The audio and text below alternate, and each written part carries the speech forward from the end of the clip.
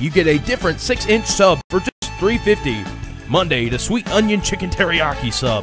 Tuesday, the unroasted chicken sub. Wednesday, the turkey breast sub. Thursday, the Italian BMT sub. Friday, the tuna sub. Saturday, the black forest ham sub. And Sunday, the meatball marinara sub. Your choice, just $3.50. The sub of the day from Subway in Boulder City and the Walmart in Lincolnton. Just say fill her up.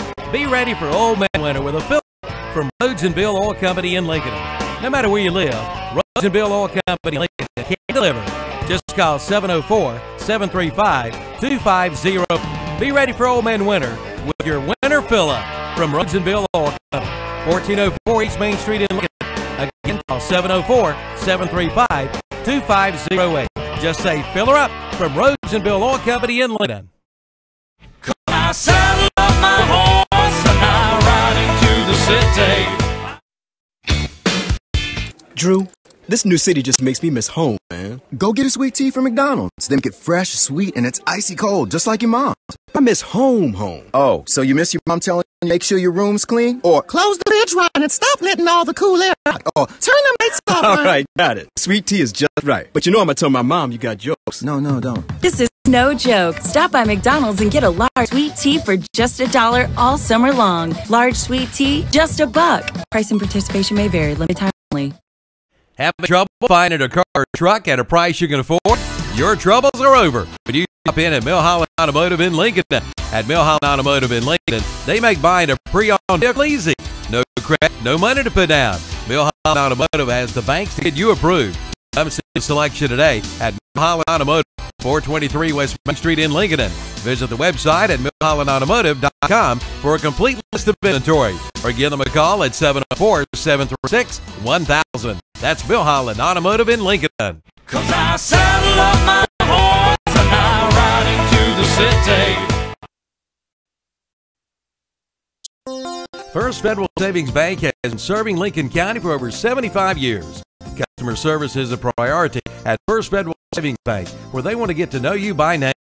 First Federal Savings Bank has the convenience, products, and services of larger banks with hometown people you see throughout your community. We live here, work here, and this community matters to people at First Federal Savings Bank. First Federal Savings Bank has 4 convenient locations in downtown Lincoln, Boulder City, Denver, and West Lincoln. Stop in and visit and see what First Federal Savings Bank has to offer you. Member FDIC, an equal housing lender. I'm Demery Brewer, and you're listening to Tim and Ken on the First Federal Lincoln County High School Football Show. Win on 3, 1, 2, 3, win! X82 pickle, H disco, 19 yo-yo, deep yo-yos, deep yo-yo.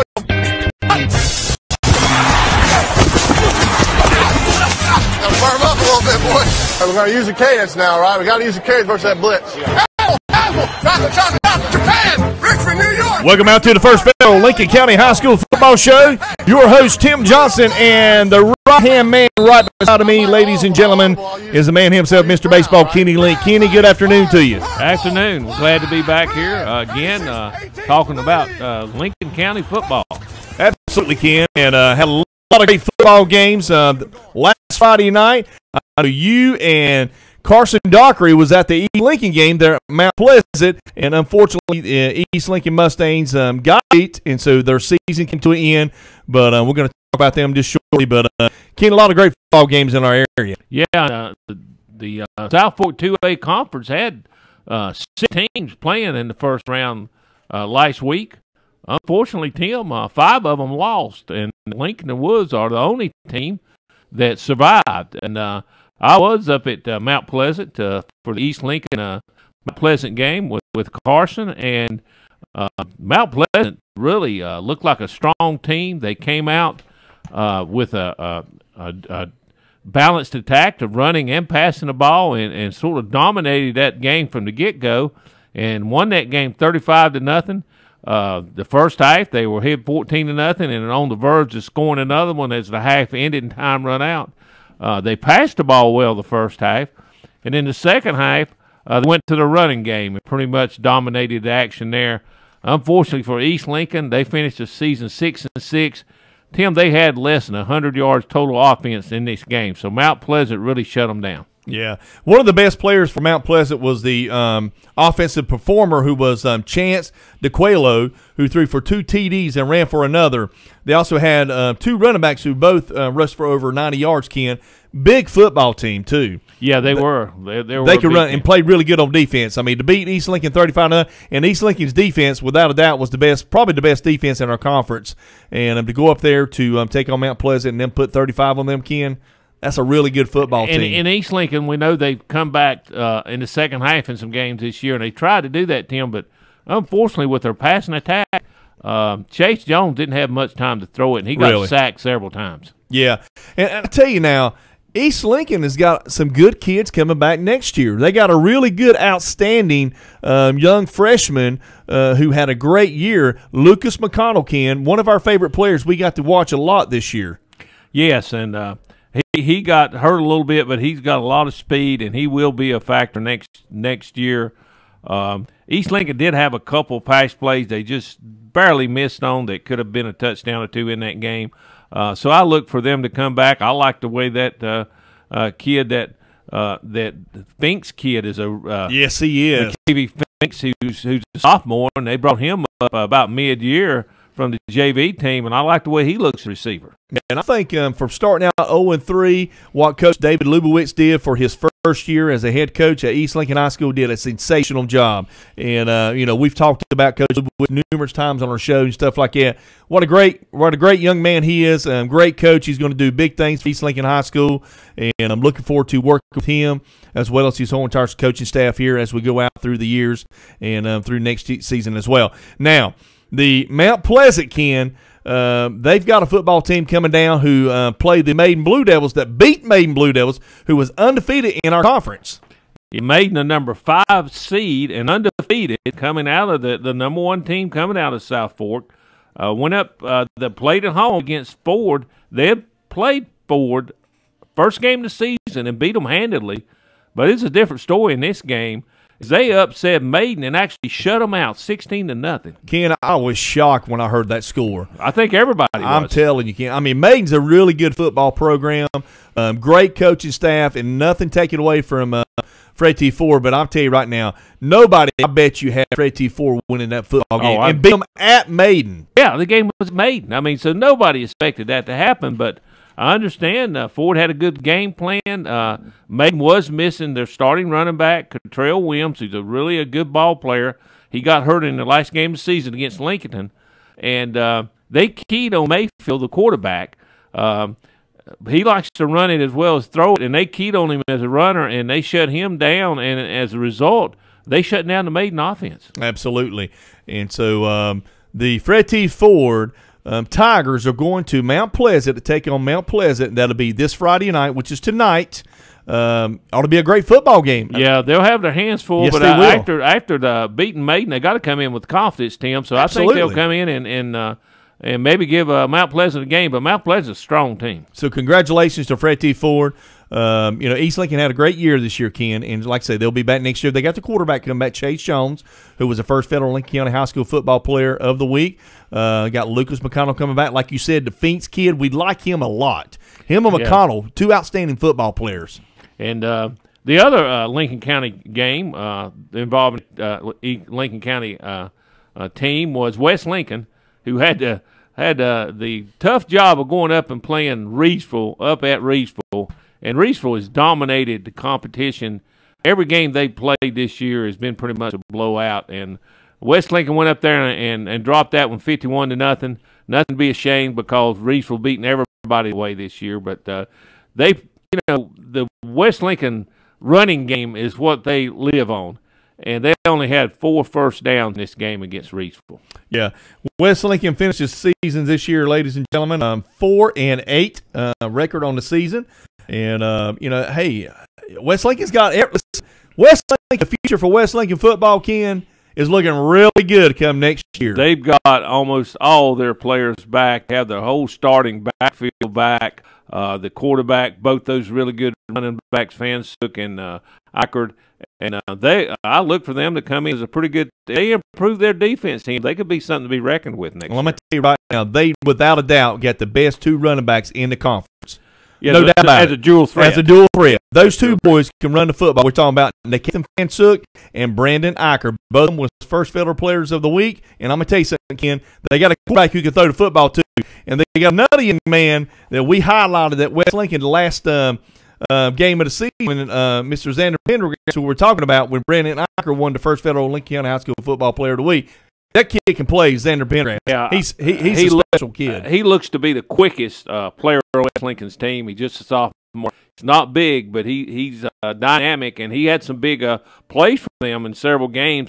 I look for him to put the ball in his hands a little bit more next year and really take advantage of that. You know, we saw them play Conover at Newton Conover, Ken, and when I saw him run, I said, good gracious alive, that kid can move. Yeah. I mean, he was probably by far second, maybe third fastest kid on the field on both sides of the football. Yeah. So he can run. Yeah, Tommy Stang's got a football player there. And I like to run them too. Both of them are power. You got Fansuk, who's really good between the tackles, and Eicher, who can go outside or inside. So they got a really good running game. They've also had great running backs there at West Lincoln, Matt George and all the other running backs, Clay Leatherman and some boys back in my time. But I'm telling you, Ken, they have got a special group of kids coming back next year. I think next year will be special for the West Lincoln Rebels.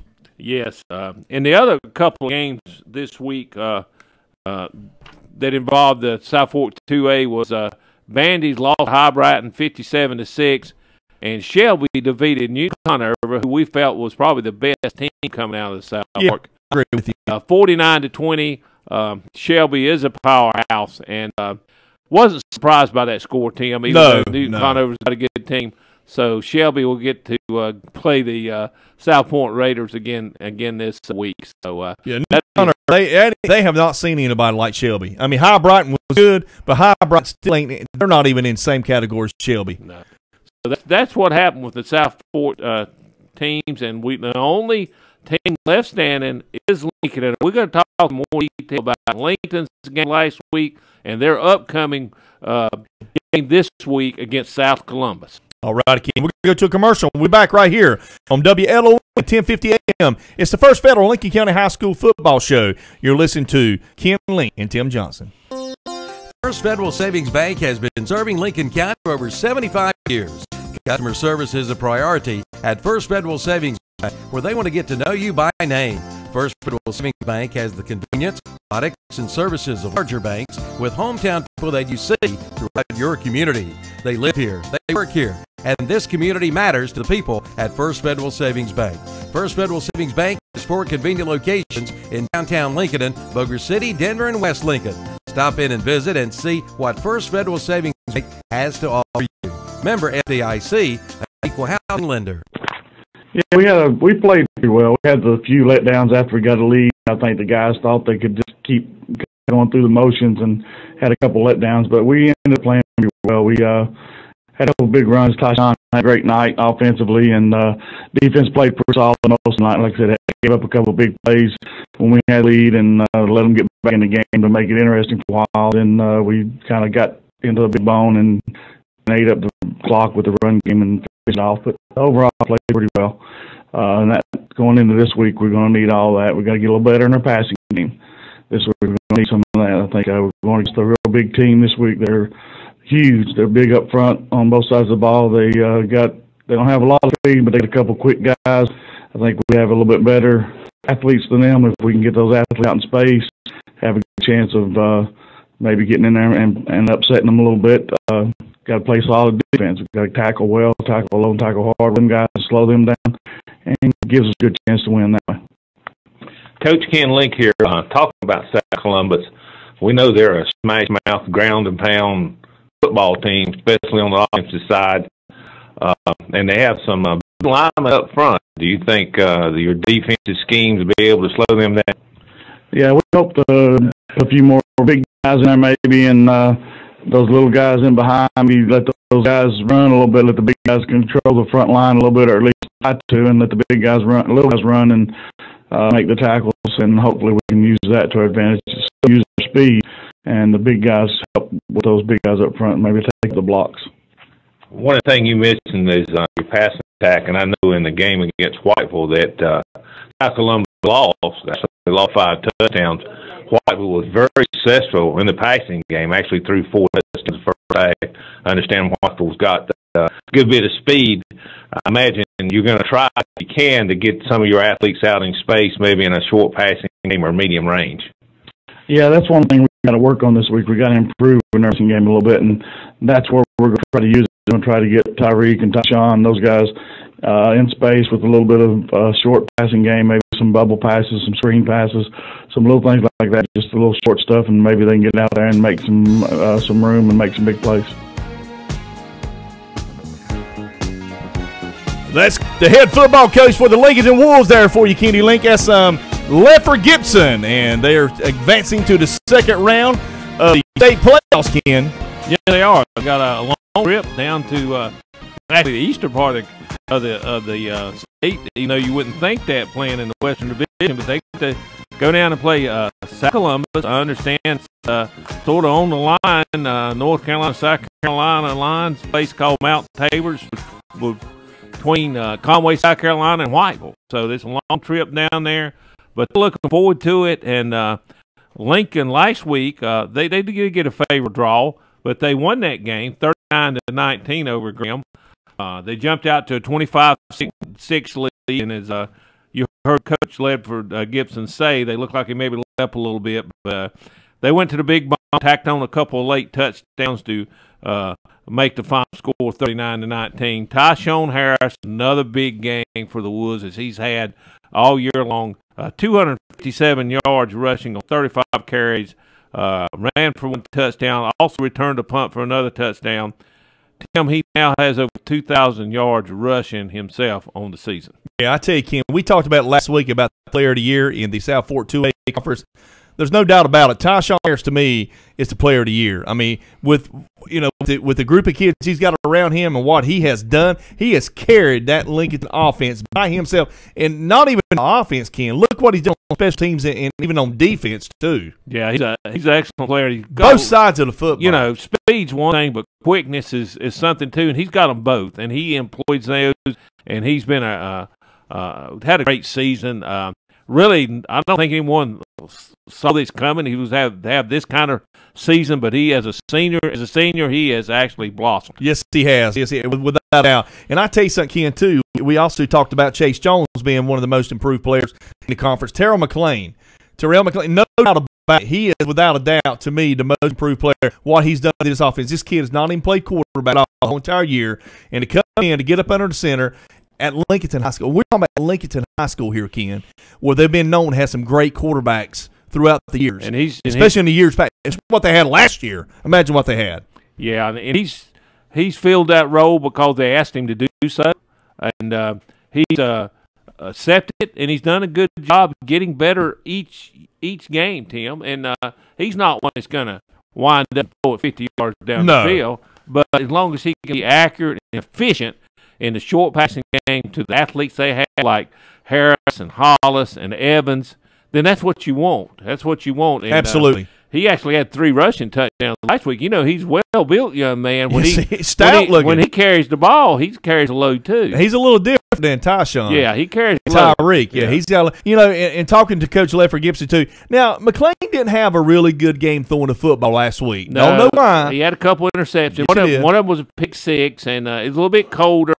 And even Coach Gibson said he just had a bad game throwing it. It happens. Yes. I mean, that happens. But this week, I guarantee you, work with him in practice and so forth. They're getting ready, getting ready for tonight, for the contest tonight there at South Columbus. He'll play a different game. I'm telling you, he's going to play big for the Lincolnton Wolves tonight at South Columbus High School. And he'll be key because I think part of the game plan is going to be they're going to try to get that ball to their athletes in a short passing game or a medium-range passing game. If he can make accurate passes and get that ball in the hands of the playmakers, that's what Lincoln wants to do because they feel like they have a speed advantage. I tell you something else, Ken, on defense. Tyreek Hollis had a sensational game. He had a TD run and had 3 interceptions on defense. Yes, I mean, that was big. That's huge. That's that speed. Now, he's not going to get the opportunity to enter many balls this week because South Columbus is not going to pass the ball. Tim, they average throwing maybe 2 or 3 times a game. They're going to line up, and they're going to come at you with their big physical guys. they're going to be predictable. Let's put it this way. You know what they're going to do. There's not going to be any trickery. They're coming at you, and you just got to stop them, and you got to be able to move the ball and go on their defense. Now, Ken, South Columbus, I think you might have said earlier, got beat by Whiteville this year. Their conference, they got an 8-1 record. Is that correct? Yeah, they tied with Whiteville and East Bladen, all three with 8-1 records in that Three Rivers. Whiteville beat them 47-13. Yes, it wasn't close. It was Columbus. And I think you said between the commercials that Whiteville 4-0 at halftime. Is that right? Yeah, they was. Wow. And they came out passing the ball, Tim. Whiteville, I'm talking about, and they threw 4 touchdowns the first half. So the running back for the South Columbus High School, Trequan Bellamy, their fastest back, leading rusher. Quarterback Robbie Spencer, who you'll be hearing tonight, and running back Darren Stevens, and fullback Seth Buffin are the big backs. All three play linebacker on defense, too. So they're big boys. They're big boys, and that Buffin guy, he's about, I think, 235, 240. He's big the fullback. Boy. He's the fullback, but the quarterback, I think, is about 6'3", 200, and the other running back, Darren Stevens, is around 200. So they have some big backs, but their leading rusher is Bellamy, and he's probably the quickest back he's they the got. scat back, in other words. But the other guys are just big bruisers. And they got, and according to Coach Gibson, they've got some big guys up front, so they just come right at you. And also, they've committed in the last few games, Ken, I think you've got here where they've committed a lot of penalties. It's kind of hurt their offense as well. They only scored 13 points against Whiteville back last week. And so the last week of the season. Yes, and then last week they beat Whitmore, but they only beat them 14-0, Tim, so they didn't put a lot of points up last week. Now, I also see where Whiteville used a passing game, and that could benefit the Lincolnton because of their speed. If they can get Tyreek Hollis, and some open, get the ball in their hands. That's their weakness is their passing defense. Yeah, I've been sort of doing a little research on the South Columbus, and one of their fans commented that this is probably one of the slowest teams Whiteville's had in several years, and that even though they're big and physical, he didn't think they was one of the better tackling teams that he's seen at Whiteville. So wow. We'll see. We'll see if we can maybe break some tackles and get those athletes out in space and take – this is a game where I'm sure Coach Gibson going to do everything he can to use his speed advantage to win this ball game. Yeah, and he's a great coach. Great defense. One of the best defensive coaches without a doubt in the state. Offensive coaches, he knows his offense too, of course, because his son was quarterback at Lincoln for 4 years, so he knows a little bit about quarterback too, and plus about offense too. So Coach Gibson's going to have his young men. He's going to have them fired up. He's going to be, and I think he's wanting another shot at Reidsville. Even though this team is not as strong as it was last year, Ken, I'm telling you, it doesn't matter. When you get in the playoffs, everybody's equal, and even though Reidsville is that powerhouse team, really good football team, I think Lincoln's wanting to go up there again and play Reidsville again, another shot at them. Well, one thing about this Lincoln team, they've gained confidence. They got heart. They got confidence Yes, as the season went along, Tim, and they won 5 out of the last 6 games, and the game they lost was a game they led most of the game against Maiden and only lost by a touchdown. I agree with you. So they're getting confidence, and I think Coach Gibson, his staff, and his players are going to go down to Whiteville expecting to go down and bring back a win for Lincoln. Well, I hope they do, because I'll tell you why. Next week we're going I said Whiteville. I meant to say South Columbus. And, if they do, we're going to be in Reidsville next week. We'll be calling that game. We cannot do that tonight, unfortunately. I have to work, Ken, and I know that you have some obligations too, some family coming in. But we're not quite sure who's going to be calling the game. I think Evan's going to be doing who he's doing it with, whether it's his father, with Kevin Hastings, or so. It could be Danny Aker and Milton Baker, since Cherville's put out. So, but yeah, absolutely. If Lincoln gets by tonight, which I think they're going to, we'll be in Reidsville next week calling the game, so we'll be excited. And also, we'll have our first Federal Lincoln High School football show next week as well. And Lincolnton likes to go on the road and play other teams. Yes, they're road warriors. They're somebody they hadn't played in a while or whatever, they don't know that much about them. They've played South Columbus in the past, but it's been a good many years since they defeated them for a state championship. Absolutely. I think, 2017? I think you're right, Kenny. I think it was 2007 when that happened. Absolutely. All right, Kenny, we're going to go to a commercial. We'll be right back here with some more, and we're going to go some games on that area, too. We're going to talk a little bit about that South Point Shelby game coming after this commercial right here on WLON. It's the First Federal Lincoln County High School Football Show. First Federal Savings Bank has been serving Lincoln County for over 75 years. Customer service is a priority at First Federal Savings Bank, where they want to get to know you by name. First Federal Savings Bank has the convenience, products, and services of larger banks with hometown people that you see throughout your community. They live here, they work here, and this community matters to people at First Federal Savings Bank. First Federal Savings Bank has 4 convenient locations in downtown Lincoln, Bossier City, Denver, and West Lincoln. Stop in and visit and see what First Federal Savings Bank has to offer you. Member FDIC, an equal housing lender.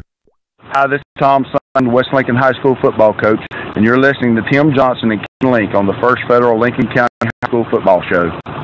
Okay, we're back on the First Federal Lincoln County football show here on a Friday night as we have some playoff games going on. We've talked about the Lincolnton Wolves and the game they got coming up down at South Columbus, and we wish them the best. Tim, there's some other big games in our area we want to hit, and one of the biggest is Shelby at South Point. Ken, I'm going to say that's the biggest game in the state of North Carolina. Would you not say that? Oh, in the 2A bracket, absolutely. I say I'm like you. Class, somebody's asking you up there at Mount Pleasant how good South Point and Shelby was, and what was your comment? I told them that South Point is one of the best teams in the state, regardless of classification. I agree with that 100%. And they're taking on Shelby. Now, Shelby's won 4 state championships, folks, in the last 4 years, 4 in a row.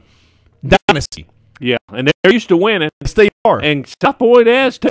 They won it last year. Yeah, they won it, and they're used to going and winning.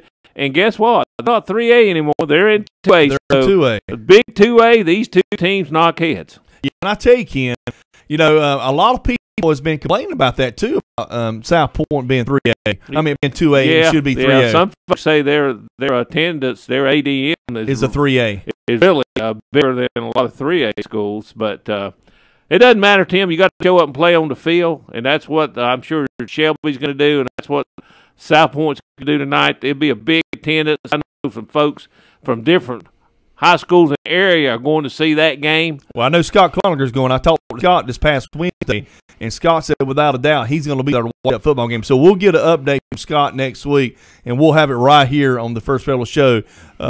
Shelby, I tell you, Ken, Shelby can beat anybody at any given time. Well, yeah, they're a dangerous team. So much speed. I mean, as good as South Point is, I've got so much respect from Shelby. I would not say, hey, it's a done deal. This is in the bag for South Point. Shelby is too good. They got a great coaching staff, and they got a lot of pride. They're used to winning. And for years, Shelby's always had great offenses. This year, Ken, I don't know what it is. I don't know. Their offense is just not what it has been in the past. Clicked like it but has. Their defense is still good. Still got a good defense. But think about this. You ask yourself, well, Tim, if their defense is that good, how come South Point put 35 on them? Because South Point is they're that good. More than South Point's been putting a lot of points on everybody all year. The other loss that Shelby has on the season is against the South Point South Carolina team, which lost 25-0. So they held that explosive team to 25 points. So Shelby's defense is good. So Ken, think about this: Shelby's not been beat by anybody in 2A except South Point. Yes. And somebody say, hey, they're 3A. They big as 3A, so that's a little bit strange. But but that's going to be a great game. You couldn't ask for a better atmosphere in high school football than those two juggernauts playing. Unfortunately, it's in the second round, Tim. I wish it was down the line a little bit. Man, it should be in the 4th round. It should be in the it's a state championship game, I would think. Now, listen, Kings Mountain, they take on, let's see, is it Rockingham? Is that who you had, Kings Mountain? Kings Mountain who they play? Playing they're number 2 seed. They're playing Rockingham County. Rockingham. And then Crest Chargers are taking on J.M. Robson. Is that correct? And it's going to be at Crest. No, that's got J.M. Robson, because J.M. Robson is the 3 seed. Oh, yeah, excuse me. I'm sorry. Crest is the 6 seed, so they got to go on the road. But I'm expecting Crest to win that game, and I'm expecting Kings Mountain to win. And if that happens in the 3rd round, those two teams play. Now, that's going to be a lot like the Shelby South game this week. Yes. So that'll be a great football game. Kings Mountain will win. I'm saying Crest is going to upset J.M. Robinson. I think they will. I think it's going to be a Crest and Kings Mountain next week. I think the winner of the game can possibly back to the state championship. I think Kings Mountain's got the team to win the state, possibly at least get the state. The one thing in the way and to get to the state championship is a team called Charlotte Catholic that eventually have to beat. They're a good football program. In the fourth round to get there. Ken, those Charlotte teams are really good. They just don't have this. I don't think they have the all-around speed that the Clinton County teams have and the Lincoln County teams have. Well, I think Kings Mountain can beat them. Well, I really do.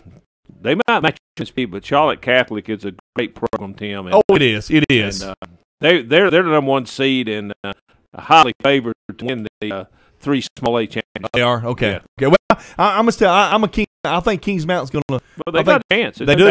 No doubt. That ought to be a good football game. Lincolnton, South Columbus. You got a score, Ken? I'm going to go with Lincoln. I'm going to go with Lincoln 27-21. 27-21. That sounds like a good score. And also somebody told me that whenever South Columbus got the football, they eat up a lot of time, eat up a lot of clock. So they take a lot of time off the clock. So Lincoln could score fast, and they could take a 7 or 8 minute. Quarter. Yeah, so and think about that, it may be a lower score than that. What happened, which was interesting to me, was against Whiteville when they were behind 34-0 at half. I read that the second half, South Columbus dominated the time of possession and the number of plays run, but they were eating up so much time that they eat up most of the time in the second half. They only scored 2 touchdowns. And Whiteville scored 2 quickly. So they have 13 plays or something like that? Yeah, so they didn't really catch up. So I'm sitting there going, well, they must have not, South Columbus must have not put it in the air and passed to try to catch up. They just continued with what they do. That's the reason I say, Tim, they are predictable. They're going to line up and they're going to run. Let's have some fun tonight. It's been a great football game. Good luck to the Lincolnton Wolves, and we'll be back here next week, Kenny, right here for the First Federal Lincoln High School Football Show. And hopefully we'll be making a road trip next Friday night up to Reedsville to watch the Lincolnton Wolves and taking on the Reedsville. That'll be a good football game. I'm looking forward to that happening, and I think these Woods can pull it up tonight. All right. Thank you, everybody, for tuning in to the First Federal Lincoln High School Football Show right here on WLON 1050 AM. You've been listening to Tim Johnson and Ken Link. Everybody have a great weekend. Go on, boys. Keep it going.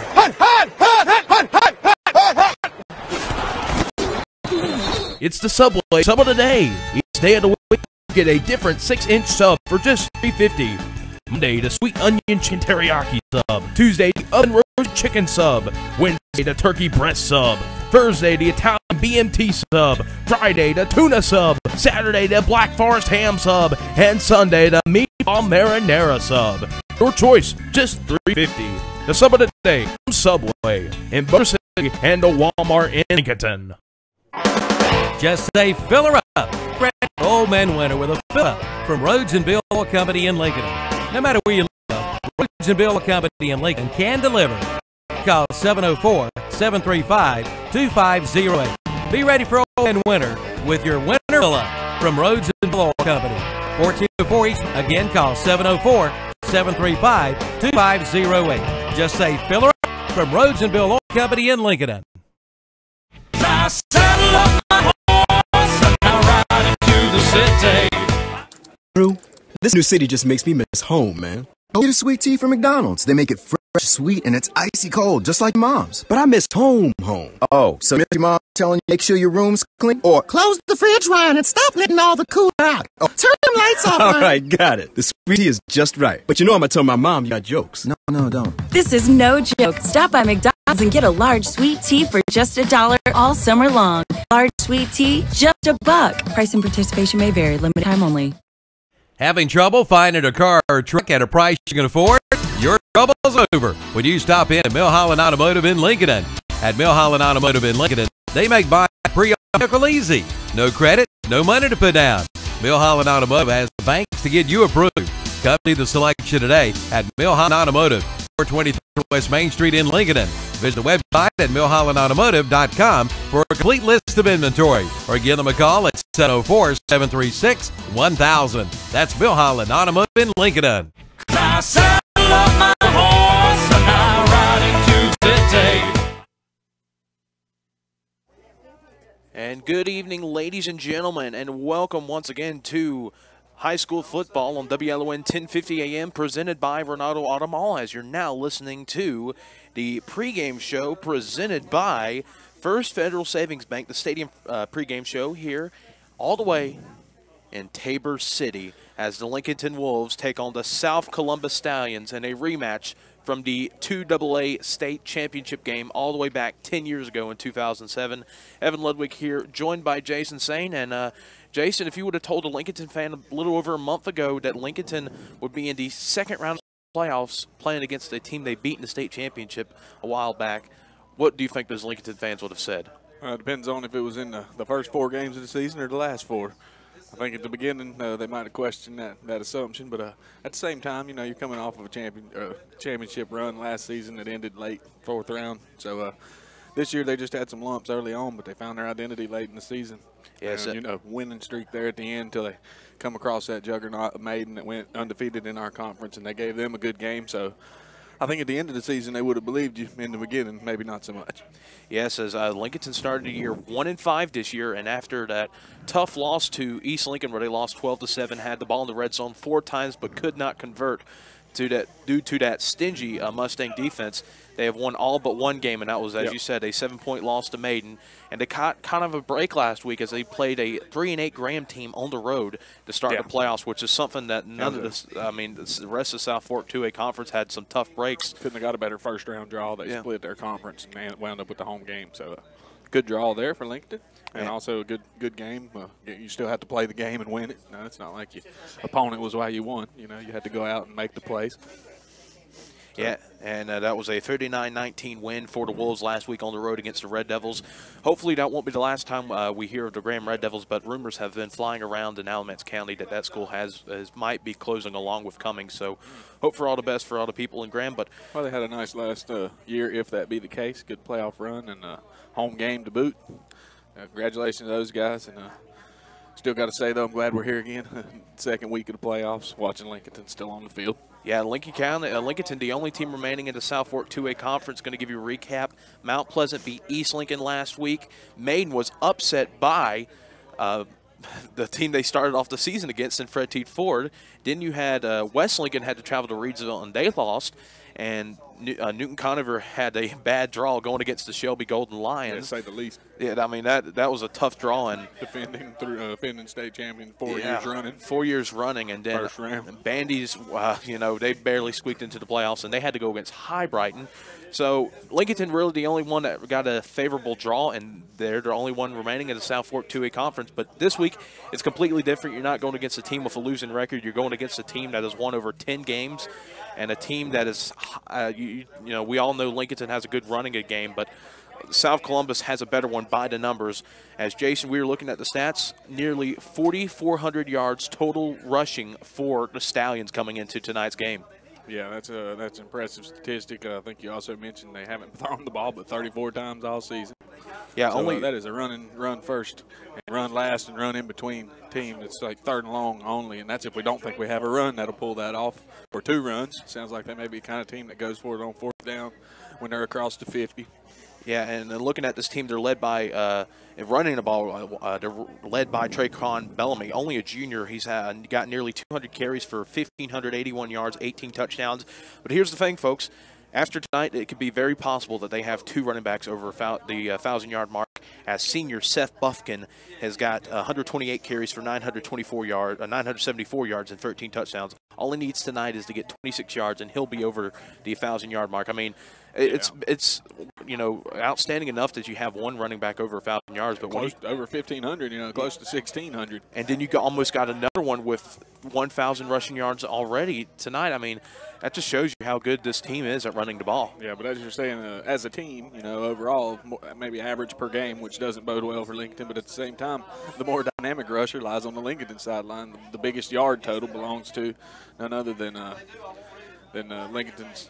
Tyshawn Harris. Exactly. Name I was about to say Hollis, but Harris was hanging in my throat. I knew that wasn't right. But yeah, Tyshawn Harris, of course, over 2,000. So, you know, you've got 2,000-yard rushers in one guy there if you want to count it that way. Yeah, I mean, Tyshawn Harris got over 2,000 yards rushing after he almost broke his own. It looked like after that first half he was going to break his own county record with 200 rushing yards, but he was held at about 276, 277.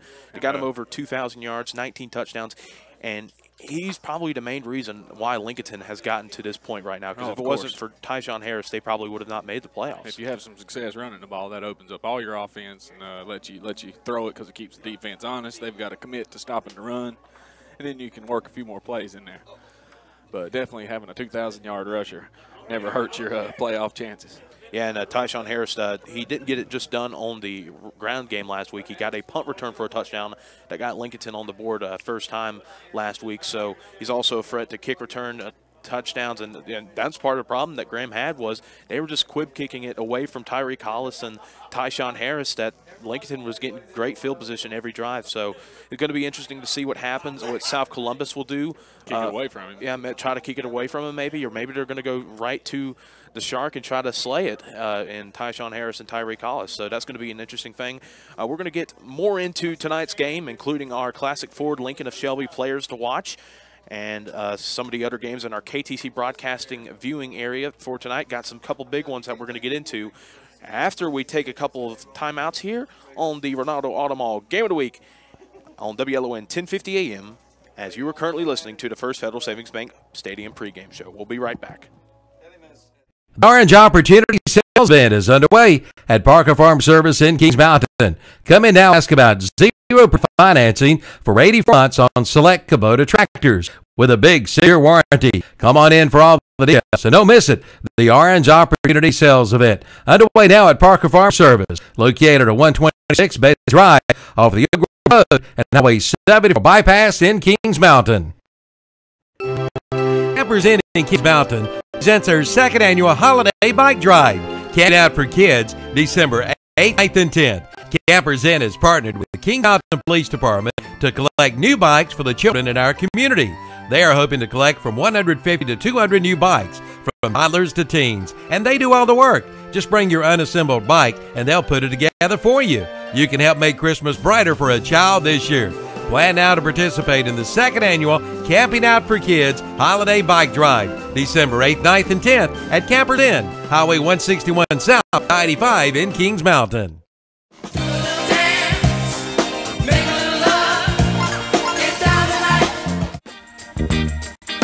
Who do you think you are, Mr. Big Stuff?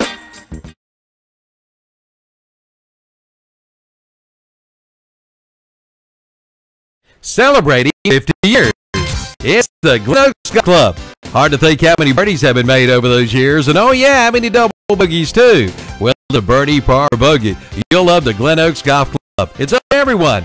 Visit the beautiful pro shop, driving range, banquet facility, bar, picnic shelter, and swimming pool. Great group outing. Reserve your tee time by calling 828-428-2451 or visit the website at glenoaksgolf.com. There's a storm coming. We may not know its path, but your independent auto owner's insurance agent knows no matter what happens, we'll be there when you need most. Strong through every storm. That's how it's been for our first 100 years. How it will be for generations to come. Your local auto owner's insurance agency is East Lincoln Insurance Agency on Highway 16 in Denver. Call 704-483-3243.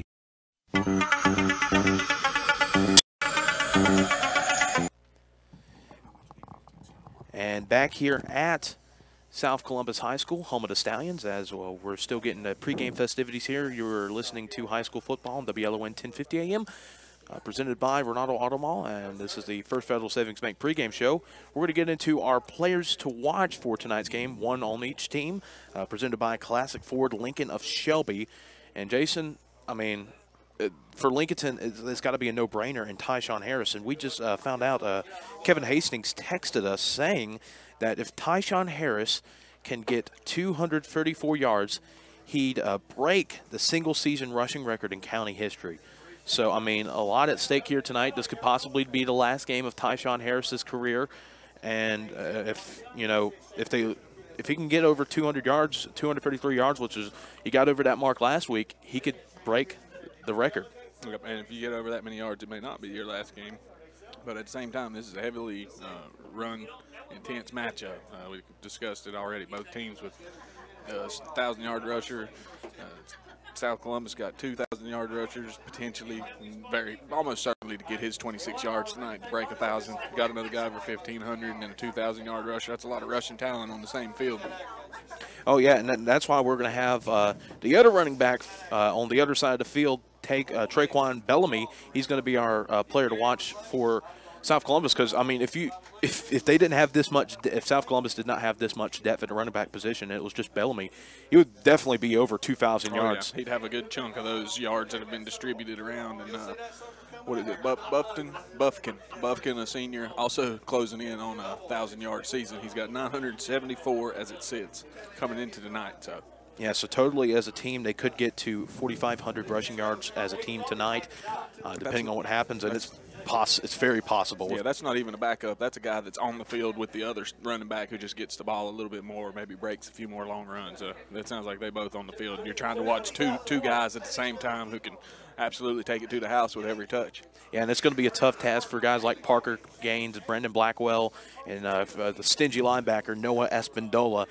They're going to have to be extremely disciplined tonight going against South Columbus. But, you know, they've already faced an offense that's similar to this earlier in the year. It's all the way back in August, but they did face South Point, which is a pretty good team to run heavy. Yeah, that is run heavy. They don't have two running backs that are over 1,000 yards, but they do have a guy like Jake Alexander who can run it down your throat. Yeah, but also one of those early losses that the Lincolnton Wolves took. But when you talk about South Point and their running game, you're talking about a different kind of running game, because they're undefeated this season. Last year's state champion in the 3A.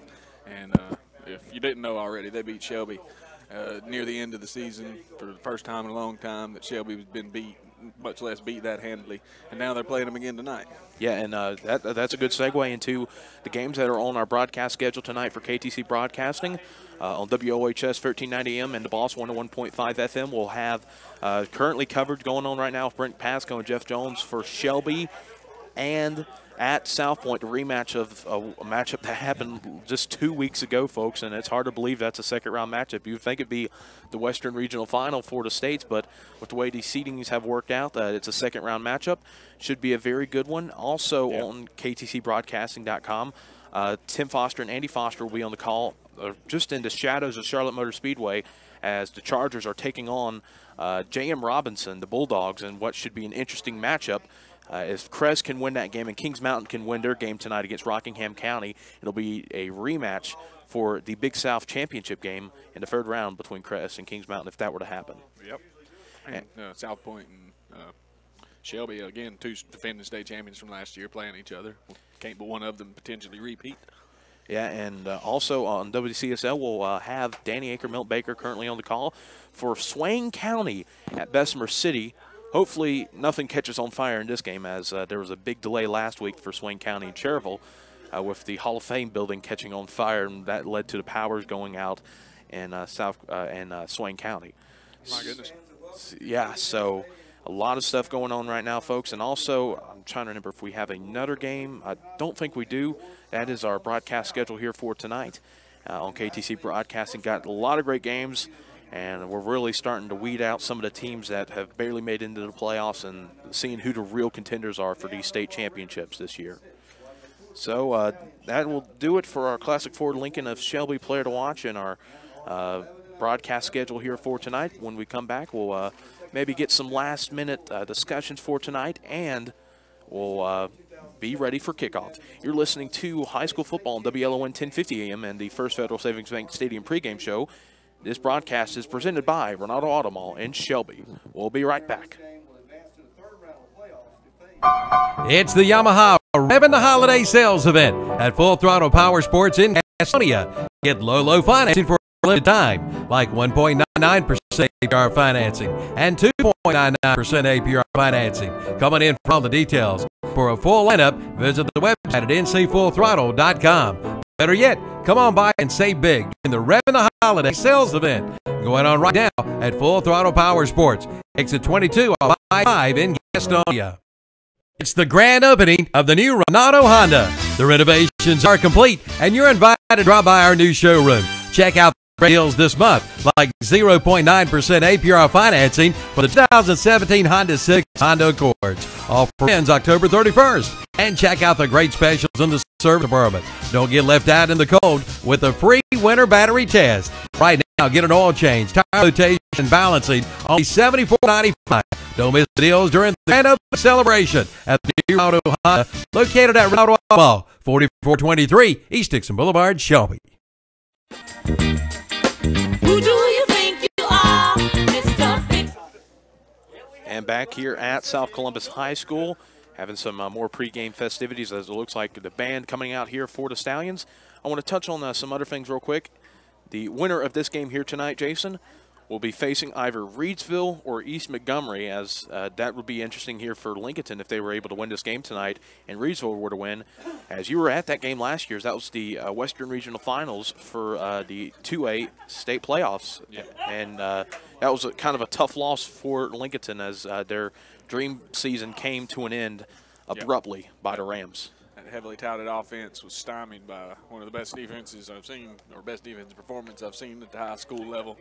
Because, again, Chaz Surratt, county record holder there in receiving yards and receptions and touchdowns and all sorts of things. And he was held to one score, and he was the only Lincolnton score of the game. So, yeah, that was a very good defense. Just can't hold down a guy like Surratt for an entire game, and he got his. But he only got it once, and they took a pretty devastating loss out in Reedsville by several scores. Yeah, and if we do, if that does happen, and it looks like Reedsville will most likely win that game, from what everyone's been saying, you know, Reedsville undefeated yet again in that area. So it's looking like it's going to be Reedsville winning that game, unless East Montgomery pulls off one of the biggest upsets this year, and it may be the last 5 years if that were to happen. But Lincolnton's got to take care of business here tonight. The Wolves, as always, bring a pretty good crowd. They bring one charter bus for the players, and then came about 30 minutes ago was a charter bus for the team, for the fans wanting to take the nearly 3.5-hour drive down here. Yeah, furthest playoff game in history. Sometimes state championship, not quite this far away. Nope. So usually bring a good crowd. We'll see how many make this 3.5-hour trip. All right. Tabor City. All right, we're going to come back, and when we come back, we'll have the coin toss and kickoff here at South Columbus High School. You're listening to high school football on WLON 1050 AM, and you're listening to the First Federal Savings Bank Stadium pregame show presented by Renato Auto Mall.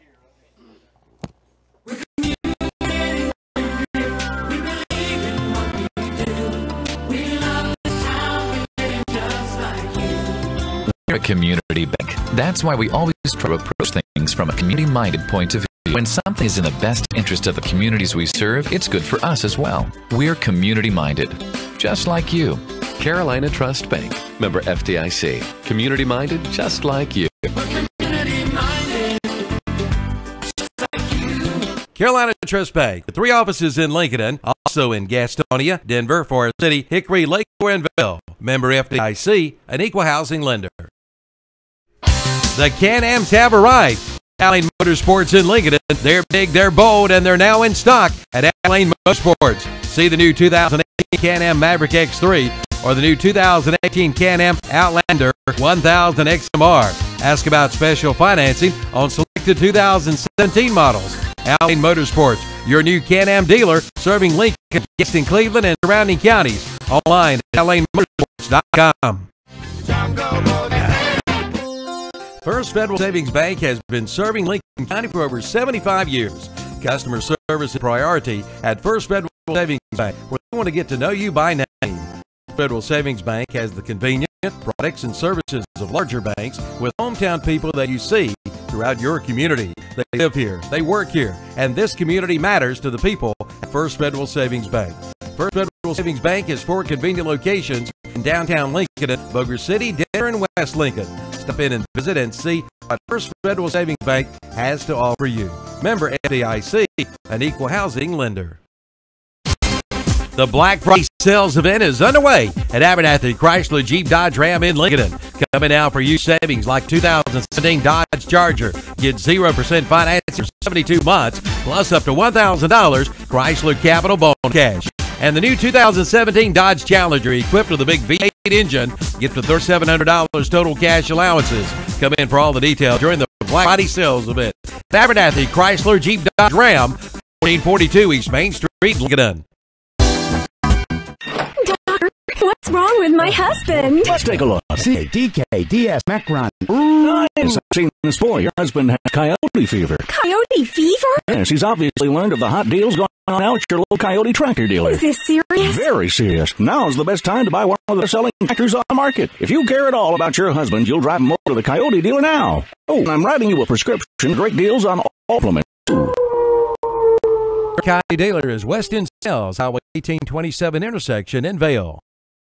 It's the grand reopening for Renato Cadillac Buick GMC in Shelby. Hurry in now for celebration savings. During this grand event, get grand savings like $10,000 off MSRP on a new 2016 GMC Sierra 1500 4-wheel drive crew cab. Get $5,000 off MSRP on a new 2017 Buick Encore. And get $7,500 off MSRP on a new 2017 Buick Enclave Convenience. Come in for all the details during the grand reopening. Renato Cadillac Buick GMC at Renato Auto Mall, 4423 East Dixon Boulevard, Shelby.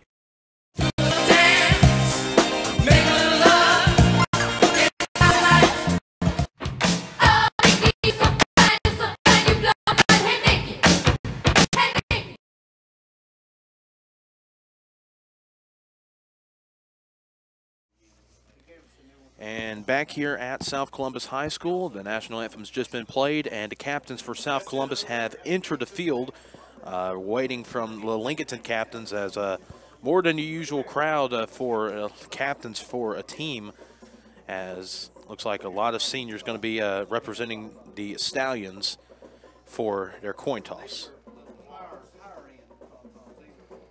As Evan Ludwig, Jason Sane with you for all of tonight's game, all the way in Tabor City, just about 7 minutes away from the North Carolina state line, and only 45 minutes away from Myrtle Beach, South Kakalaki. Yep, saved you the trip, but brought you the action. Yes. You'll hear every game, every play as it unfolds throughout the game. We'll be bringing you the action tonight on multiple formats, WLON 1050 AM. KTCBroadcasting.com, ImagineLincolnCounty.com. We got links to it on YouTube. If you're looking for the game and can't find it, you're not looking hard enough. It's there in many places. And another long trip here for the Lincolnton Wolves tonight. Last week they had to make a nearly 2.5-hour drive to Graham High School to take on the Red Devils. And this week they almost doubled that distance round trip. So that was 4 or 5 hours last week round trip, and this week it's going to be about 6 hours. So they're definitely logging the miles in their buses this year, but luckily they've been bringing charter buses. Traveling Wolves running impact. As the captains for South Columbus are out there, let's see if we can get all the names and numbers here. Number 15, Zach McCoy. Number 20, that is Hunter Long. Number 25, Johnny Graham. Number 81, that is Will Sellers. Number 52, that is Chris Hilburn. Number 40, Seth Buffkin, the fullback who is only 26 yards away from 1,000 yards. Number 9, Darren Stevens. Number 44, Shadig Crooms. Those are all the captains for. There's an 11 out there also. Sadiq Crooms is his name. Excuse me about that. Number 11 also. And number 11, Robbie Spencer. Late to the party, but captain nonetheless, Mr. Spencer, joining the 4 main captains that are actually going to take part in the coin toss and tell the officials which way they'd like to go, whether they want to defer to the second half should they win the toss, and we'll bring you that here in a minute. But they'll first go through their introductions, and the referees will have a short spiel of how the game's going to go and how you need to send the captain after penalties and got to listen to me and whatnot, stop on the whistle and what have you. And the captains for the Lincolnton Wolves has been the usual suspects throughout most of the year. Parker Gaines, number 73, the talented defense and offensive lineman. Number 3, Tyshawn Harris, the 2,000-yard rusher. Number 7, Terrell McClain. And number 6, Skylar Evans, the senior wide receiver.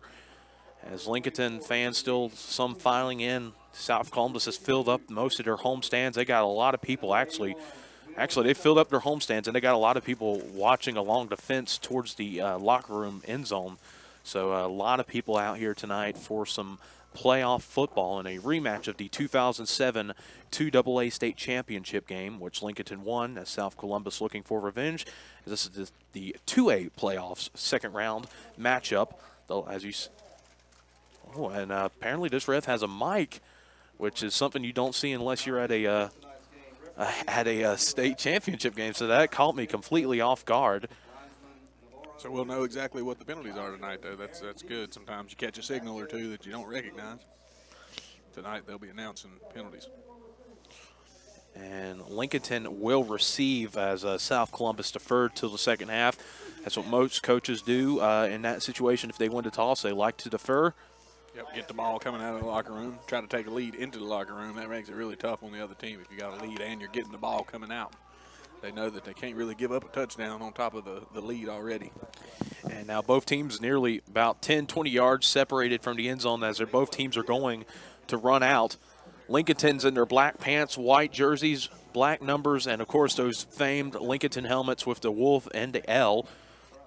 South Columbus playing black, back in black by AC/DC. They are completely black pants, black jerseys, white numberings, and basically the helmet is like if the Colts were wearing black helmets. Yep, they got a nice horseshoe on the helmet, holding all the luck in. Hopefully won't need it tonight. Yeah, and remember, this is a second-round matchup. The winner of this game will play the winner of East Montgomery and Reedsville. And, of course, Lincolnton can't look ahead, but they would love to have a rematch against the Rams, wanting to get some revenge over last year's playoff loss in the fourth round. And now South Columbus has gotten for their pregame huddle, and now they're about ready to go through the banner here. Yep. And now Lincolnton's about to go run through their banner, too. We might have them running both at the same time. Lincolnton will run through first as they'll take the field, as they'll be ready to receive the opening kickoff here. Yeah, that's usually traditional. The visitors do tend to come out first. That way the home team can build up their height, play a little music should they want that. Band can line up and lead them out. Their cheerleaders, of course, making the tunnel for them at the moment. They're whipping themselves into a frenzy as we speak. Or just trying to keep warm, perhaps. It's kind of cold out here tonight. It's not as cold as it was as South Columbus now takes the field. The Stallions with only one loss. Good home crowd here for the South Columbus High School here at Civitan Stadium in Tabor City. Yes, as South Columbus enters the field, they have come in with only one loss, and that is to Whiteville, as they were in a three-way tie in their conference with Whiteville and East Bladen, all with one losses, and all of them beat each other up for that tiebreaker. Back and forth, huh? Yeah, back and forth. East Bladen, South Columbus got the 4 seed, and with Lincolnton beating Graham last week in a 5-12 matchup, Lincolnton, the 12 seed, has come to travel here to play South Columbus, who beat South Columbus beat Wheatmore, who was a 9-win team but was a 13 seed. They beat them 14-0 last week here at Civitan Stadium, as the Stallions will be kicking off back deep for the Wolves. It's number 5, Tyreek Hollis, and number 6, Skylar Evans. Looks like someone else is going to come back deep with them. That looks like number 19, Cameron Sherrill. As Tyreek Hollis is actually going to move up to the 25-yard line, or about the 30-yard line, to make sure if it's a squib kick or pooch kick. He gets a chance. Yeah, and they move Tyshawn Harris up to the 30-yard line, too. They're trying to hide him is what they're doing. You know they know not to kick it to him. They're hoping they don't notice where he's at. They probably got the plan to kick it to an up man. They pulled that on Maiden last week, and they had to call a timeout, change their game plan.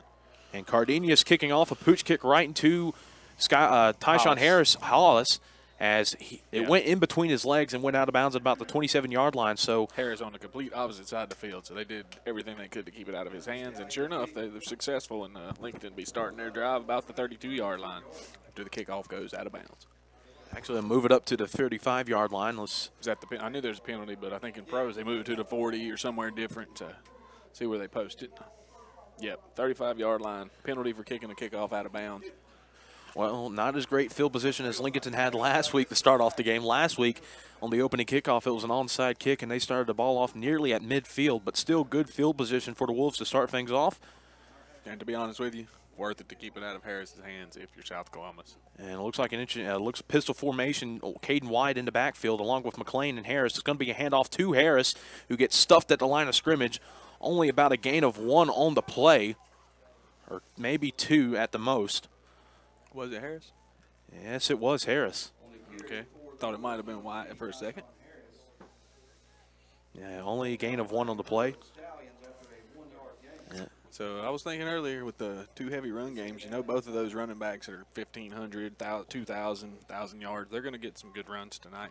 Might come down to which defense can manage to stop a few of these series and just get the ball back to their team. Well, Terrell McLean pitching it out to Tyshawn Harris. He's got a little bit of an opening, gets across the 40-yard line, and a late flag coming in onto the field from the head official. So he must have saw something as Harris was dropped at the 41-yard line. Well, let's see if that gain's going to stand. A personal foul face mask against the Stallions. So when Harris was brought down by the face mask. It looks like they're 15-yarder. So he was brought down by the mask. It wasn't unintentional. It's occasionally you get your hand in there, and if you let go quick enough, it's just a 5-yarder. If you tackle him with it. But with that, I mean, that's a big penalty because Lincolnton now gets into Stallion territory. They're at the Stallion 44-yard line after the penalty, and that's good enough for an Eddie's Auto Parts first down, the first of the night. As Lincolnton's staying in this pistol formation, the first time we've seen this year. McLean going to pitch it out to Harris to the left side now. Harris trying to bounce out on the outside, but he's going to be stopped in the backfield as the initial stop on the play was made by number 44. Sadiq Crooms, one of the seniors that was the captains tonight. So a loss of 2 on the play as Sadiq saw that one out.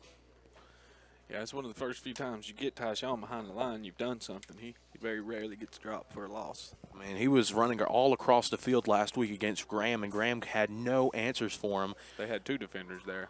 Yeah, had 2 defenders there. Sadiq was the first one there, and he was the one that really brought him down. Lincolnton still in this pistol formation. 2 receivers on the far side of the field. McLean going to fake it to Caden White. Harris gets some room, but he fumbles the ball, and it's still loose. Got it. And, yeah, it's still loose. I thought it was going almost out of bounds, but South Columbus recovers the fumble. They finally fall on it, and just like that, it's a turnover Lincolnton. And it's deja vu almost for Lincolnton, as last week Tyshawn Harris fumbled the ball into red zone on the first drive for Lincolnton. This week he fumbles it in Stallion territory. Yeah, Tyshawn not tackled on that play. That was just a defender got his hand on the point of the ball and ripped it loose. He actually kind of turned a few circles once he realized it had been stripped, but didn't see it. He turned the wrong way, unfortunately. And South Columbus defenders jumped on it, squirted out again, finally found its way near the sidelines, but South Columbus didn't recover it. It squirted out twice, Jason. Yeah, I said that they had it because they thought they did, and then sure enough, I saw it come popping out again. I thought for a moment there that the ball was going to roll out of bounds, which was going to be a big break there for Lincolnton. But unfortunately for the Wolves, it doesn't happen. And now South Columbus takes the ball at their own 41-yard line. It's going to be a handoff right up the gut to number 40, Seth Buffkin, who gets about 4 yards on the play. And now he's about 20 yards away from 1,000 yards on the season.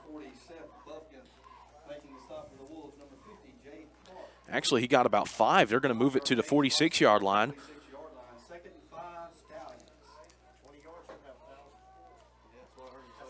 Robbie Spencer, the quarterback here for the Stallions, only thrown 34 times this year. So got this wing tee here. Man going in motion for the Stallions. It's number 7. That is Traycon Bellamy, the leading rusher. He's got some room. He's got the first down and a little bit more and gets into Lincolnton territory and is going to be brought down at about the 43-yard line. That's good enough for an Eddie's Auto Parts first down for the Stallions.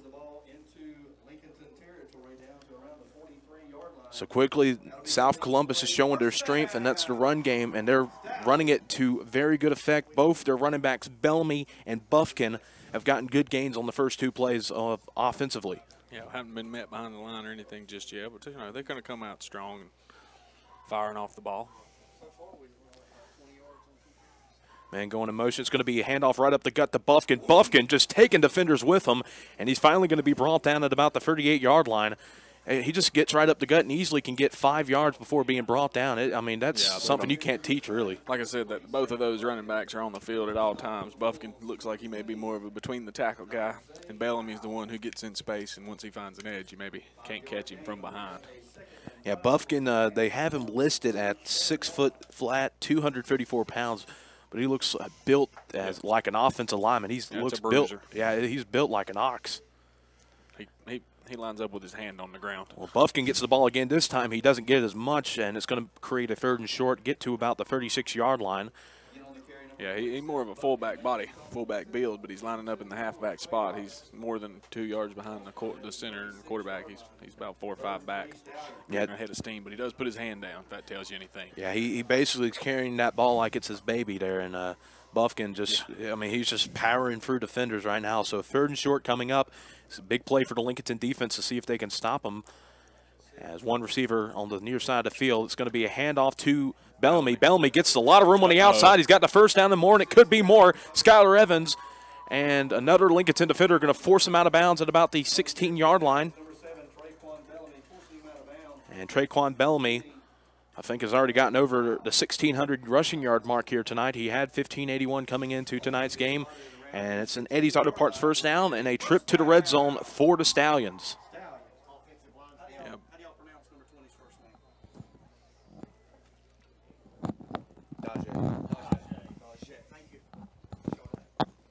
So that's going to make it 1st down and 10 here for the Stallions. They're inside the 20 of Lincolnton, and it's a trip to the red zone here. Man going in motion. It's going to be handoff. And met right at the line of scrimmage is Buffkin. We've been talking about how Buffkin's been running through defenders. That time he was met by number 70. Johnny Araya was the man just met. I mean, that would look like an Atwater-type move against Christian Okorie there. Yeah, Lincolnton's got a few big hogs up front. Parker Gaines usually another name that you call out often.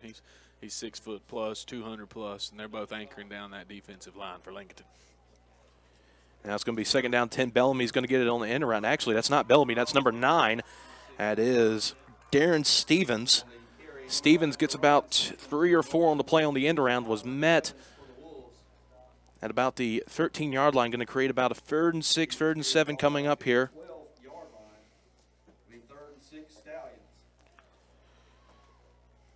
And that's going to create a 3rd and 6 here. Big play coming up. Let's see if South Columbus maybe wants to pass it here. That'll be the first passing attempt. No. No, it's going to be a handoff right up the gut to Christian Bellamy. He's dragging defenders with him, still on his feet. He's at the 3-yard line being pushed by the offensive lineman, and it's going to be a touchdown for the Stallions. That was a great run, and I don't want to take anything away from him, but there's a penalty for that. You can't hold a runner up like that. The offensive line assisted the runner. He would have fell down if they hadn't held him up. They should have thrown a flag there. But he did have a great run and showed some good footwork.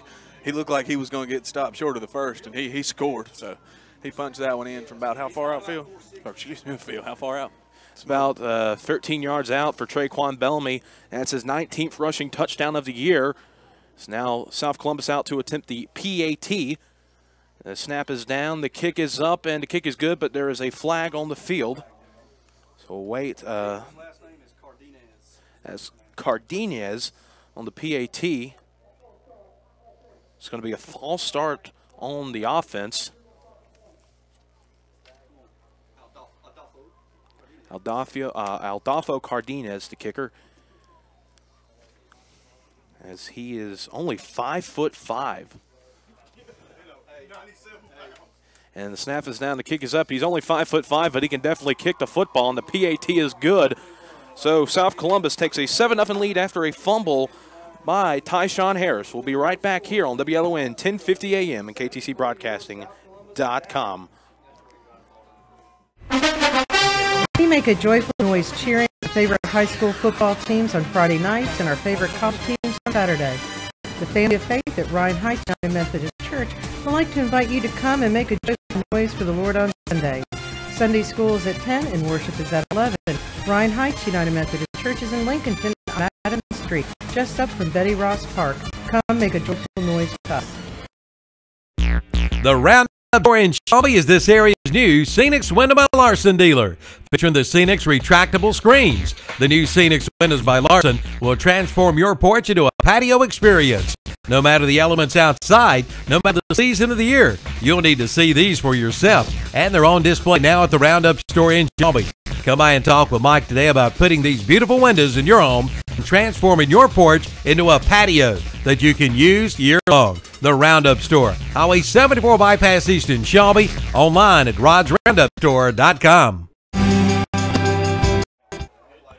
Back here, Squib Kick did better, was better that time as it went right up the middle, and Sincere Pearson had to fall on the football, but South Columbus has taken a 7-0 lead thanks to a 13-yard run by Traquan Bellamy. Yeah, where he broke several tackles. Yes. Was contacted before he even had the first down and ended up breaking free and making it all the way into the end zone with some help from his lineman. So after Lincolnton got it into Stallion territory thanks to a face mask penalty, Tyshawn Harris coughed the ball up at about the 40-yard line and led to a turnover for South Columbus. So let's see what Lincolnton can do here. They're still running that pistol formation, which is the first time we've seen it this year. Tyshawn Harris takes it up the B gap, going to try to drag a couple of defenders with him, gets across the 25 to about the 27-yard line to pick up about 3 or 4 on that play. Trying to establish Harris as the hot hand, but the South Columbus defense keying on him early. I think they've heard. And of course, they're wanting, South Columbus is wanting to have Terrell McLean throw the ball because that's not the strength of the Lincolnton offense. Yeah, at least not this year. It's going to be 2nd down and 6. Ball spotted at the 27-yard line. Having some movement, moving Caden White as a tight end and along with Sincere Pearson. And it's going to be a toss to Tyshawn Harris, who's got some blockers ahead of him, trying to find a hole, gets across the 30-yard line, and helmet comes flying off at the end of the play. It's going to be extremely close to a first down, as Tyshawn Harris was the recipient of the helmet coming off, so they'll have to have Tyshawn Harris coming off the field. They haven't, and they now have said it's a Eddie's Auto Parts first down. They just got enough. That would have been big there, Jason, if Tyshawn Harris had to be off the field. Down play. Yeah.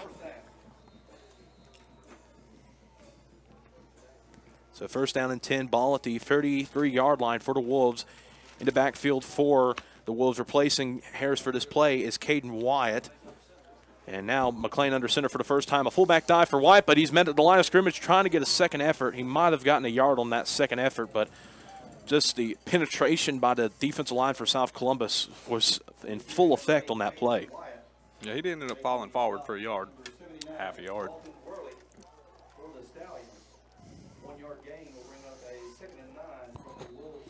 So 2nd down and 9 coming up here for the Wolves. Ball at their own 34-yard line. Got 5:26 remaining in the first quarter. 7-0 lead for South Columbus. As now Lincolnton in the shotgun formation trips to the right. McLean going to throw a screen pass to Tyshawn Harris, but it's off the mark, as that was a problem last week for Lincolnton. Harris bubbled out at the initial snap. It was a little bubble screen, and he threw it where he was standing initially, but after he had bubbled out, that was not where he was. Wasn't in position to catch it after he bent back a couple of yards. So after that incompletion, it's now going to be 3rd down and 9 coming up. Coming onto the field for the Wolves is number 12, Matthew Bird, who played a little bit last week. Did not get thrown to, as it looks like a passing situation here for the Wolves, which is what they don't want to have. Yeah. Yeah, it's unfortunate when you run that play, you're throwing a pass behind a lot of scrimmage, and when it doesn't connect, it's a wasted play. McLean going to be rolling out to his right now, cutting up the field under some pressure, throws one on his back foot, and it's caught by Skylar Evans. Skylar Evans was right in the middle of the field, and Traquan Bellamy tried to get to him, tried to tackle him down, pop it out, but it did not work, and a big 3rd down conversion through the air for the Wolves. As when you throw it across your body like that, Jason, it rarely works. But that time it just happened to work out for the Wolves. Plus he was evading pressure, throwing off his back leg a little. But found an open man cutting across the middle of the field in Skylar Evans, and they've got their Eddie's Auto Parts first down. And that's probably the best throw McLean has made all year. Pitch out to Harris on the left side. He gets on the outside corner across midfield and is going to be tackled at about the 48, 47-yard line. A good gain there for Harris. This is going to make it 2nd down and about 4 coming up here for Lincolnton. All right. So Lincolnton's starting to get some rhythm going on their offense. I mean, and this is something they need to do because it's going to – they can't have many mistakes against a team like South Columbus, Jason. Yeah, can't afford another fumble that turns into points. See if they can keep this drive alive here. 2nd down, about 4 to go. Pistol formation once again. A pitch out to the right for Harris, and Harris going to cut it upfield. Gets to the line of scrimmage, trying to break tackles. He spins off another one, and he's going to be brought down about a half yard from the original line of scrimmage as Harris was trying to make something out of nothing and almost did. Number 44 ruined that play. Sadiq Crooms. That's the second time he's gotten Tyshawn Harris in the backfield tonight, and it's going to make it about 3rd and 6 from midfield. So another 3rd and more long scenario here with a team like Lincolnton who passing game isn't as strong as it was last year. Definitely don't want to be in this scenario once again. Yeah, and not necessarily the passing game, perhaps the receiving core. And, you know, you lose an athlete like Surratt, you're going to notice. Well, Tyree Collis lined up in the slot. Evans lined up wide. It's going to be a handoff to Tyshawn Harris. Harris gets nothing, might have gotten a yard, but that's it. So run to the right side does nothing for the Wolves, and now it's going to be 4th and about 5. And no sign of the punt team coming out for the Wolves so far. You could think about going for it, but it's at the 50. The ball is right on the 50, so I think the smart thing to do here this early is to punt it away. You wouldn't want to go down 2 scores in the first quarter by giving them this kind of field position again. And Lincolnton knows that the field position game matters a lot. Look at their win last week against Graham. They had such great field position throughout the game, so they don't want to give. Always means more in the playoffs, too. Yes. And it's not their first playoff game. So, yeah, punt unit's out now. Now, Cedeno going to be a good snap. Cedeno gets the punt. It's a line drive punt. Lands at about the 23-yard line. Bellamy going to be able to return this one. He's got a lane. Gets across to 30 and tackled at about the 33-yard line as he was brought down by number 20, Dajae Powell. As looked like there for a moment, Bellamy had a little bit of run to room, but it closed pretty quickly thanks to Powell. So now South Columbus will have the ball at their own 33-yard line, starting their second drive. First drive went well, moved almost 60 yards down the field for a touchdown thanks to Traquan Bellamy, their leading rusher. It's a little wing tee spread out a little bit more than the usual wing tee that we've seen. It's going to be a hand up right up the middle to Buffkin, and Buffkin gets about 2 before being brought down. It looked like Espindola was on the stop. That's actually Zach Smith, excuse me, number 30. That was brought down as Espindola was in the vicinity of the play. About a 3-yard gain for the Stallions, make it 2nd down and 7, ball on the 36-yard line. As Tyree Collis moving to the far side of the field, only one receiver split out. Bellamy going in motion. It's going to be a jet sweep to Bellamy and a flag on the field that's going to be ruled dead. Looks like it's going to be a false start. Yeah. That was a quick hitter, almost a jet sweep. Well, they've ran that play quite a bit on that first drive. And this is going to be on number 23. That is their receiver. I'm liking that mic. How about you? I wish we had that at more high school football games. That mic'd up referee helps quite a bit. You don't have to guess who did what. So that's going to make it about 2nd down and 12 coming up as it was on the wide receiver, and that was from the far side of the field. The side judge saw that one perfectly right in front of him, so good call there for the side judge. That could possibly help Lincolnton. 2nd and long, depends on what happens on this play. As Stevens is going to go on the end around. He's got some room, gets about some of the yardage made back up, pretty much all of it. As Deron Stevens will make it a little bit more manageable, but still 3rd and a long scenario for a team that rarely passes. This is what Lincolnton wants to see possibly. Yeah, yeah. But then again, we said they've had 12, 13 games, and they've only passed it 34 times. I wouldn't be shocked if they run it in this scenario, too. As there's about 1:41 remaining in the first quarter. As Ray John Graham gets the play call, he'll deliver it to Robbie Spencer in the huddle. He's got 9 left on the play clock here. As Lincolnton's now getting set up on the defensive line. It's going to be a pass play here for Spencer. Spencer rolling out to his left. He's got some room, and he's going to run over the defender, and he's going to dive and get just enough for the first down. What a play there by the quarterback, Robbie Spencer. As he lowered the shoulder on number 18, Tajay Ross. Jumped over him after the contact. Ross got a little lower, but not able to stop the forward momentum. Spencer for an Eddie's Auto Parts first down. Robbie Spencer's a pretty big fella. He's yeah, he looked good in space. He's a senior quarterback, 6'3", pretty tall there. So now it's going to be handoff, actually an end around to Bellamy. Bellamy's trying to go to the other side of the field. He drags defenders with him for about 3 or 4 yards and gets across to 50 for the Eddie's Auto Parts first down and into Lincolnton territory. And that looked like a tough play to defend. That was a lot of misdirection. There were 2 fake handoffs before Bellamy ended up with it going the opposite way as most of the offensive motion. Well, that will confuse the defense every time. Well, this double wing T offense is more spread out than what Lincolnton's faced in the past when North Lincoln ran the double wing T. That was more bunched up foot to foot. And when you get a guy like Traquan Bellamy, it's so hard to defend him, and all that misdirection too. It just made for a big play. First down and 10. It's going to be a handoff to Buffkin up the middle. He's got a lot of room with him, dragging defenders with him again, and gets about 9 or 10 yards on the play. So I think that would get him close to the 1,000-yard mark on the year, if not already. He's got it. How many? He got about 9 on the play.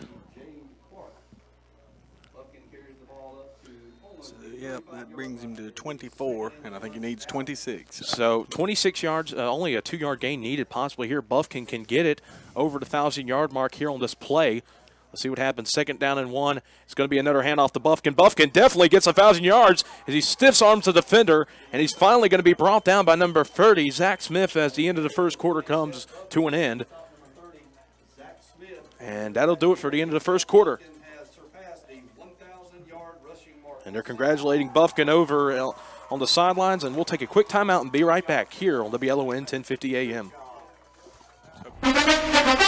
We make a joyful noise cheering our favorite high school football teams on Friday nights and our favorite college teams on Saturday. The family of faith at Ryan Heights United Methodist Church would like to invite you to come and make a joyful noise for the Lord on Sundays.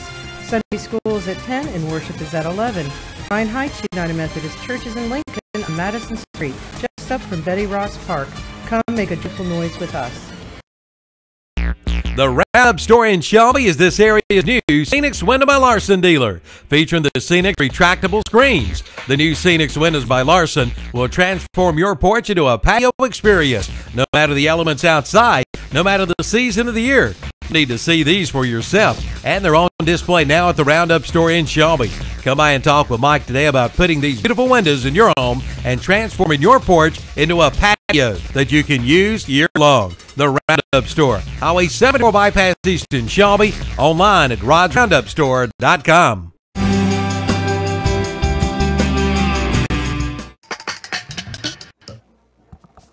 And back here at South Columbus High School as South Columbus is driving down the field currently with a 7-0 lead, trying to make it 14-0 if they can score on this drive, Jason. And just the run game has been nearly unstoppable as Buffkin, who just got over 1,000 yards, stopped at a flag on the field. So we'll see if that's going to be another false start penalty.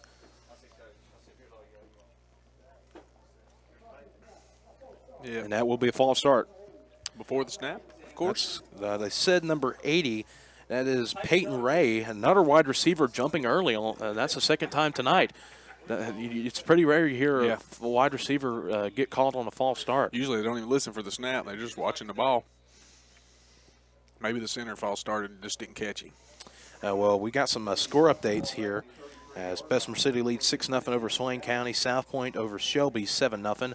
It's Bellamy going in motion. It's going to be a jet sweep to Bellamy. Bellamy gets on the outside edge, now cuts it upfield over Skylar Evans, but he's met by a host of Wolves on the play. That includes number 50, Jade Clark. Still able to pick up good yardage on the play. Didn't quite get back to the original line of scrimmage after the penalty, but got about 4 yards there on a play that looked like it might have get blown up in the backfield. So he made a man miss, put a little shimmy on the next guy, 4 positive yards. Second 11. So second and 11, Lincolnton, big play here if they can stop them on third down.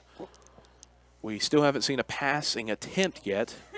No, first down didn't count. It's still second down because of the penalty. Yep, that was the first play. So ball's at about the 29-yard line of Lincolnton.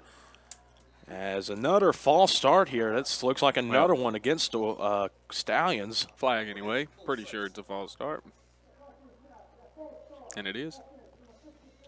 This time it is on a lineman, so took 3 tries, and they finally have a false start on the lineman. That's going to be on number 64.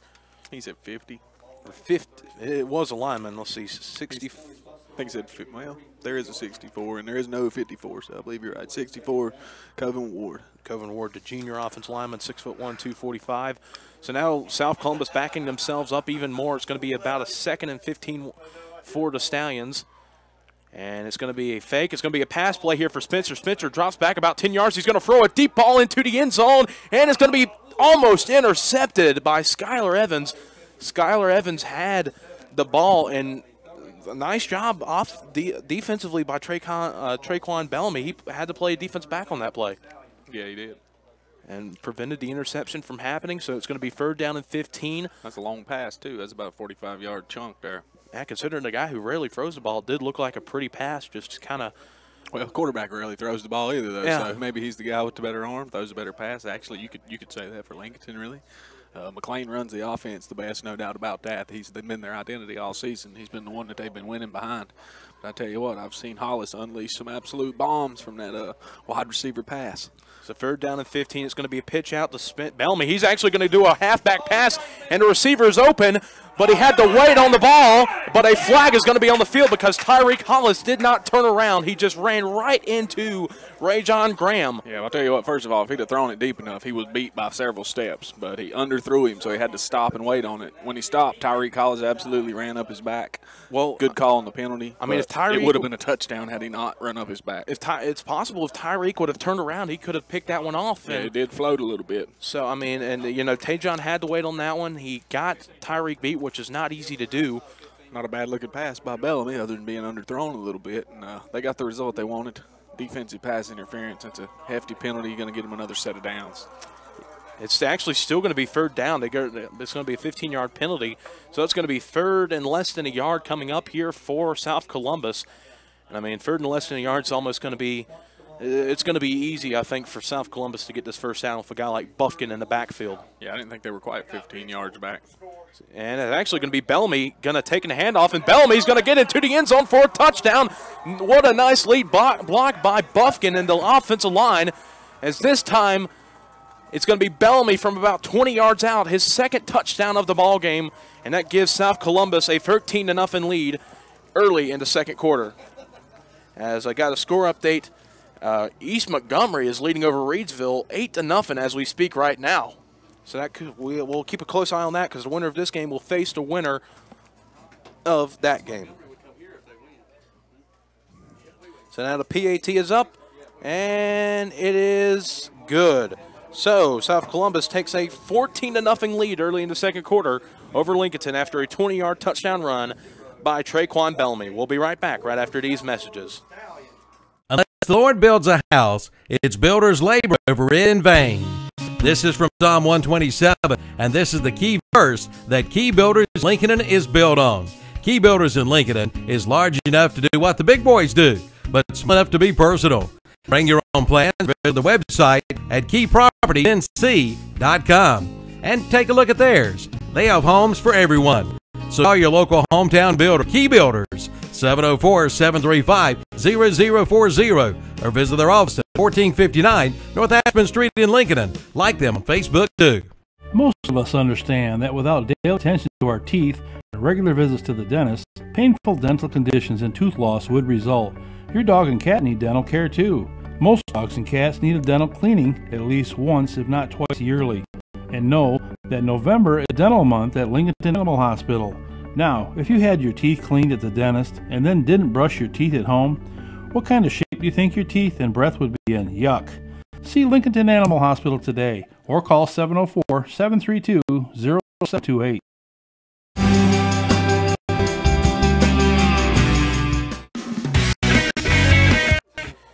Back here at South Columbus High School, South Columbus now leads 14-0 over the Wolves of Lincolnton. And Traquan Bellamy just had a wide open lane for him to run through. Yeah, that running game, he's scored from 10 yards plus out twice now. And now a squib kick that's got through Tyshawn Harris's hands. He gets it at about the 20-yard line, and he's got a lot of room now, and he's going to get through the kicker at the 50-yard line, cut up through another defender, and he finally gets him down. So the improvising skills of Tyshawn Harris on display there. He almost lost control of the ball and almost got it recovered by South Columbus. Took the ball at about the 24-yard line and got it over into South Columbus territory. Yeah, anytime a fumble happens, that'll get some defense out of their positions, forget what they're supposed to be doing. Sure enough, they're on kick return. They got out of their lanes, and when Harris collected it back, he found some room that shouldn't have been there, brought it out past the 50. So the best starting position for the Wolves here tonight. And they got to convert on this drive as Lincolnton's in the shotgun formation, trips to the left, and they're all lined up behind each other. Could be a screen pass here. As McLean does get a screen pass, it's behind. It's going to be a double pass for Tyreek Hollis. Hollis going to throw to Harris, but it's a lob, and it's going to be intercepted by the Stallions.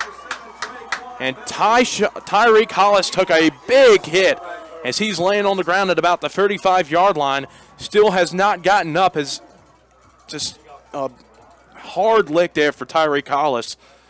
So the trainer's coming out there on the field. Hopefully he's all right. Pass was intercepted by number 6, Daquan Keel.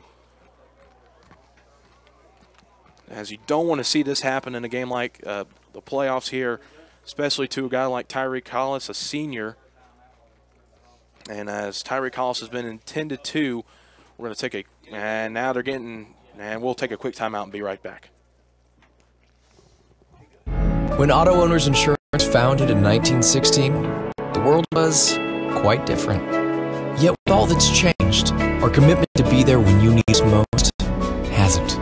By teaming up with independent agents, we've made a difference for generations of customers, and will for generations to come. And by making a difference every day, 100 years seem to go by in a flash. Your local Auto Owners Insurance Agency is Mooney Insurance Agency, located at 528 East Main Street in Maiden. Call 828-428-8231. When you need a ride, Specialized Transport has exactly what you're looking for. Serving Gaston, Lincoln, Catawba, Burke, Caldwell, and Cleveland counties, Specialized Transport has your area covered. Ambulatory, wheelchair, and geriatric chair transport, handicap transportation services, and non-medical transport services are available as well. When you need a ride, call Dean Hastings at 704-735-5676. Specialized Transport will get you where you need to be. 704-735-5676.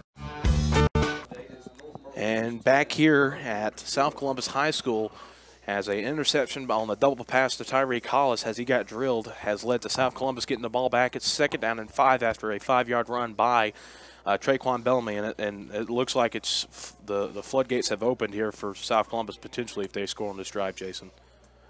It's going to be another handoff to Bellamy. He almost runs over, jumps over, hurdles a defender, and gets to about the 41-yard line. Going to make it 3rd and short coming up here for the Stallions.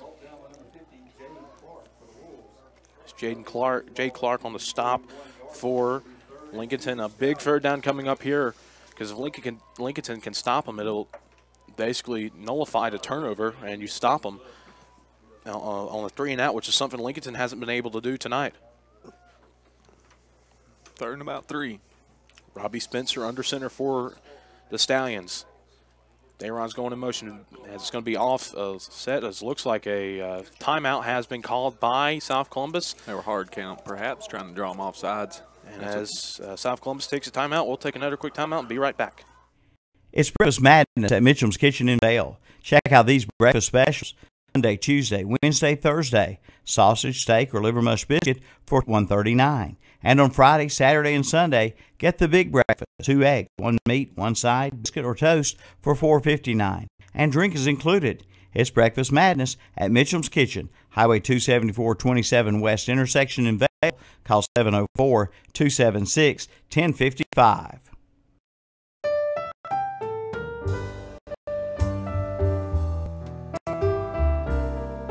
For over 100 years, the Stamey Tysinger Funeral Home in Falston has been providing services to families of our community with care and compassion.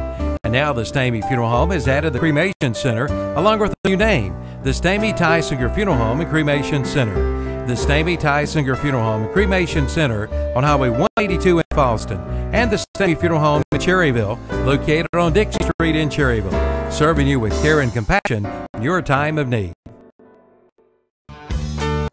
And back here, 3rd down short, and they give it to the big fullback for South Columbus, Seth Buffkin, and he gets about Nearly 5 yards, yeah. You can just give it to him every time and be okay with that result. I mean, when you have a guy like that and it's 3rd and short, you better give it to him.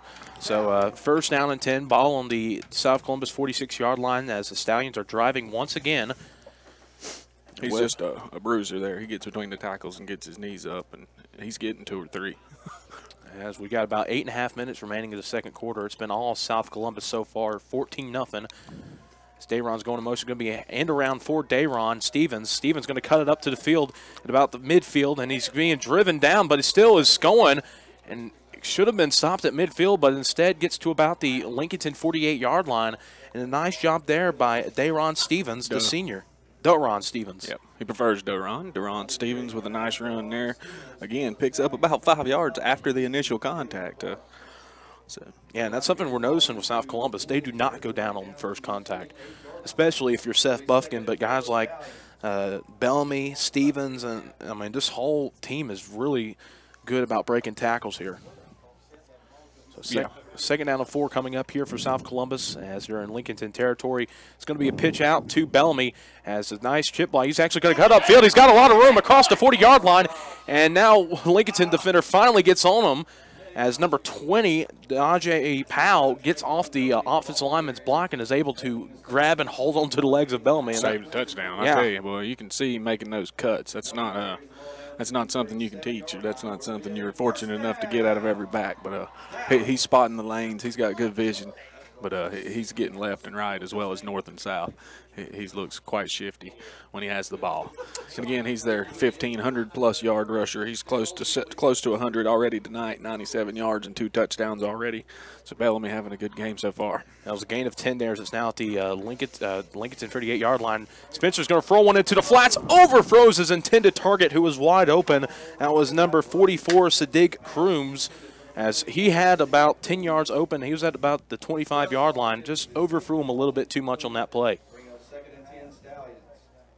I'll tell you what, for them not to pass the ball very often, only throwing it 34 times, he's thrown it twice tonight. He looks more than capable. He rolled out and threw a good ball. A little high, but hit the receiver's hands. Should have caught it, I'd say. Well, if his feet were set, I think he was going to be able to get that throw to Crooms. I'll tell you, when you run, you can fake a handoff all day and well, they fake a handoff, and it was to Bellamy. Bellamy cutting it out to the outside, breaks for another tackle, spin move. He's across the 25, spin throughs for another tackle. He's still on his feet, and he's going to be finally brought down by about the 18-yard line.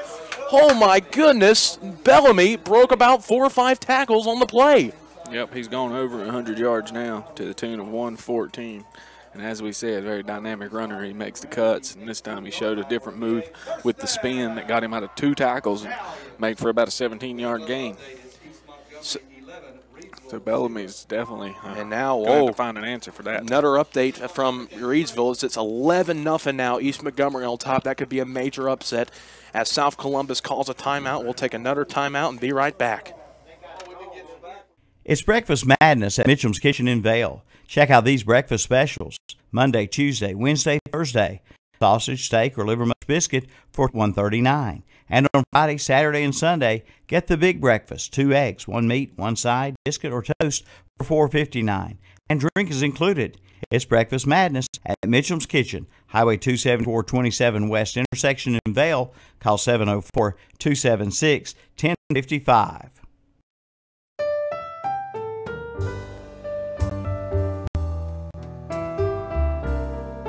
For over 100 years, the Stamey Tysinger Funeral Home in Falston has been providing services to families of our community with care and compassion. And now the Stamey Funeral Home has added the Cremation Center along with a new name, the Stamey Tysinger Funeral Home and Cremation Center.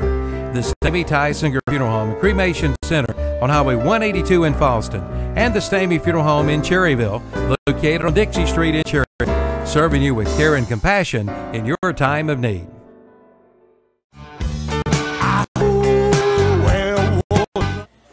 And back here at South Columbus, it's Seth Buffkin on the carry right up the gut. Gets about 6 or 7. We have a correction on the score. everyone here was excited thinking Reedsville was down 11-0 when Reedsville. They were indeed posting that, but it was the wrong team that they were giving the points to, unfortunately, and they made that announcement go ahead. Yeah, you could hear the agony of fans. They're just like, oh, come on. 11-0 Reedsville. Yes. Not East Montgomery. And the that's fans sure enough said, oh. Max Prep strikes again. It's another handoff to Buffkin right up the gut. He's pushing offensive lineman ahead of him. He got nearly into the end zone at about the 2 or 3 yard line. As Buffkin just steamrolling like a locomotive. I'll tell you what, I can see the problem that defenses have here. Buffkin will absolutely wear you out just by running it 5-6 yards ahead straight at a time because he's so big. I bet it'd kill you to try to bring him down. Takes more than one guy. They'll wear that defense down, and then Bellamy with the speed around the ends. It's just hard to account for that type of offense. They can pound you between the tackles. They can break it long around the edges. That's just tough work for the defense of the Lincolnton Wolves. It's a 1st and goal, ball at the 2 yard line. They could punch it in here right up the gut. Buffkin, he jumps over the offensive line. And what an agile play by the big man. That's a Silver Point Holmes touchdown as Buffkin, wow, he pulled a little Jonathan Stewart there. Buffkin, the ballerina, dancing over the offensive line. He goes airborne for a moment, lands on his feet, tiptoes into the end zone. And I was about to say, it looked like they were keeping the offense on the field, but the kicking unit's out with the extra point to come after Buffkin's 2-yard touchdown run. Everyone but the East Russian judge gave that a 10. As now this kick is up, and that's a beauty, a booming kick. That could have been a 40-yard field goal at least, as the PAT's good, as South Columbus now leads 21-0 over Lincolnton. You're listening to high school football being presented by Ronaldo Automall on WLON, 1050 AM. It's time to get ready. Get ready for the big Black Friday car, truck, and tractor show at Classic Ford Lincoln in Shelby. Again, it's Friday, November 24th. What a day it's going to be. Cars, trucks, and tractors. Entry fee for the show is an unwrapped Christmas gift for $10. Items collected in the money will go to those less fortunate in our community this Christmas season.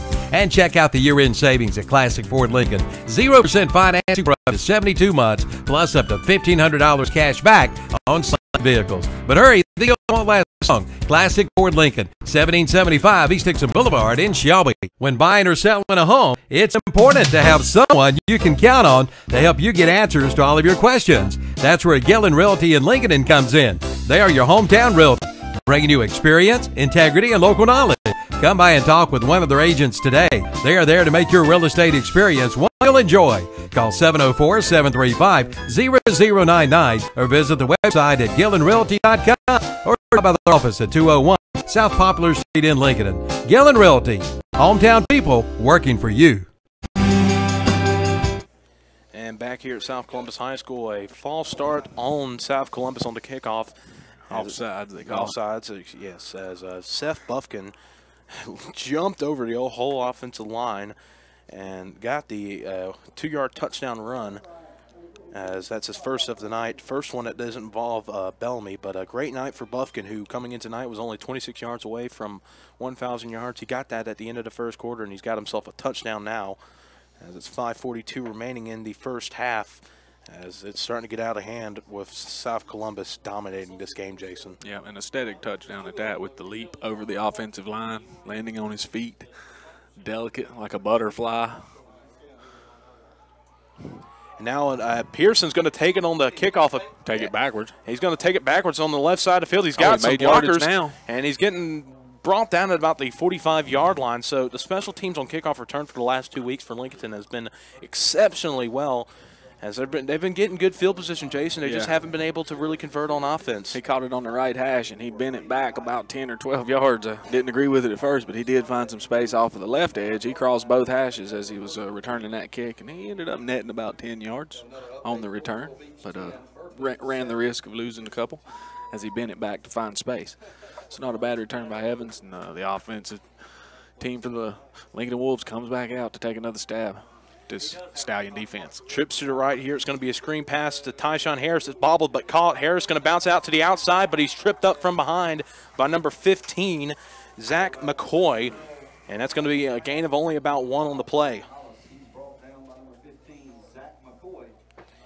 As that's the first time that screen pass has worked in the playoffs, but only for about a 1 or 2 yard gain on the play.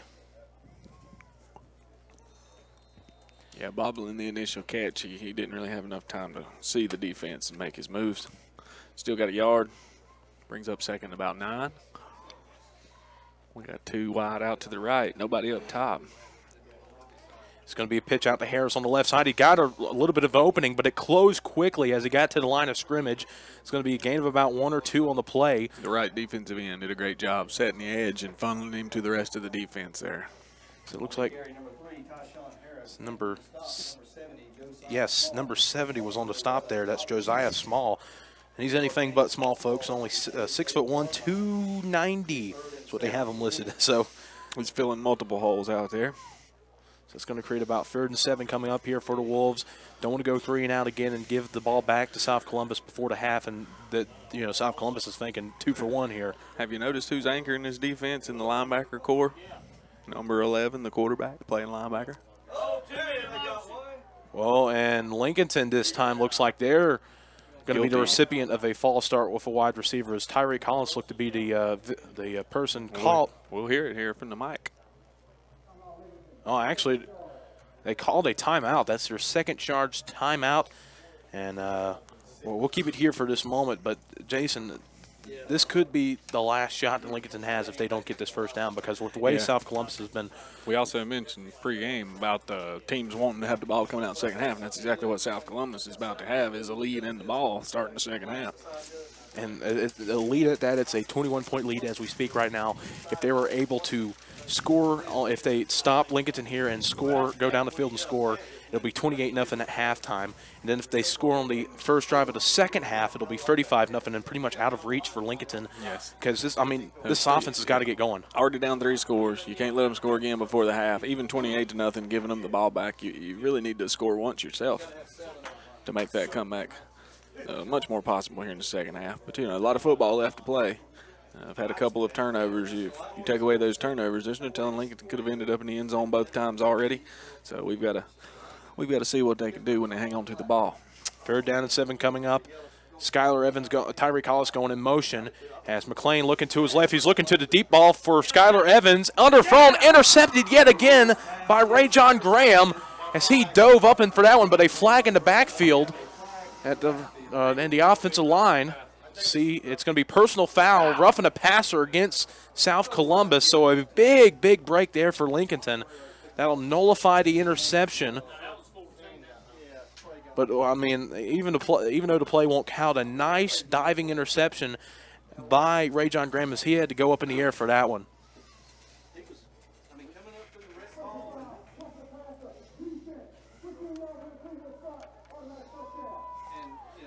Since roughing the passer, critical penalty, and that could give Lincolnton some life here. 4 minutes on the dot remaining in the first half. They're trailing 21-0. As nothing's really been going offensively, even though they've had great field position throughout this game. The ball will be spotted at the South Columbus 37-yard line.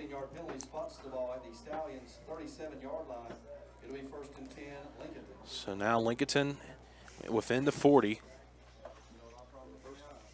McLean takes a snap, hands it off to Tyshawn Harris as he's going to bounce it out to the left side. He's got some room at the 30, flag down, unfortunately for Lincolnton. So that big play will be coming back for the Wolves most likely. As that's unfortunate because by the time that flag was thrown, Tyshawn Harris was already across the first down marker. Yeah, where the flag came from in the backfield, the back judge looking like a hold. That's why we're assuming. We're about to get word from the head official. Blindside block, so not a hold, but it was a penalty by the blockers. That's going to back them right back up to where they were on 3rd down here. So Lincolnton not doing themselves any favors there. A blindside block that is really unnecessary when Tyshawn Harris was already 10 yards down the field of where the flag was thrown. Yeah, that's why you call those when an unnecessary block that just levels a player who really wasn't even trying to make the tackle or had no chance, wasn't looking.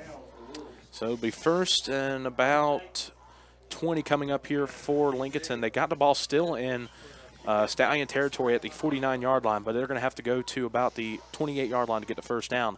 Terrell McLean rolling out to his right now, kind of scrambling a little bit, rolling out to the left side, throws it on the run to Tyshawn Harris. Harris gets a couple of yards, gets through a defender. He's going to get the penalty yardage back, still on his feet, and is finally going to be brought down at about the 33-yard line.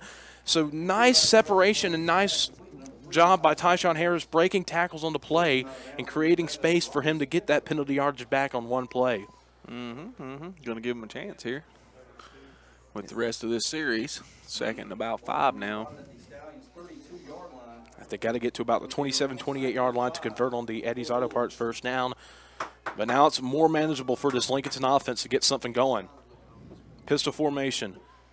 McLean takes a snap, hands it up right up the middle to Tyshawn Harris as he gets through the first line of defense as Buffkin almost had him in the backfield. As it's going to be about stopped at the 29-yard line. So about 3rd and 1 coming up here for 3rd and 2 coming up here for the Wolves. Ball on about the 29.5-yard line. A big 3rd down coming up here. Lincolnton trying to stay in the game. Less than 3 minutes remaining in the first half. They're down 21-0 on the First Federal Savings Bank scoreboard.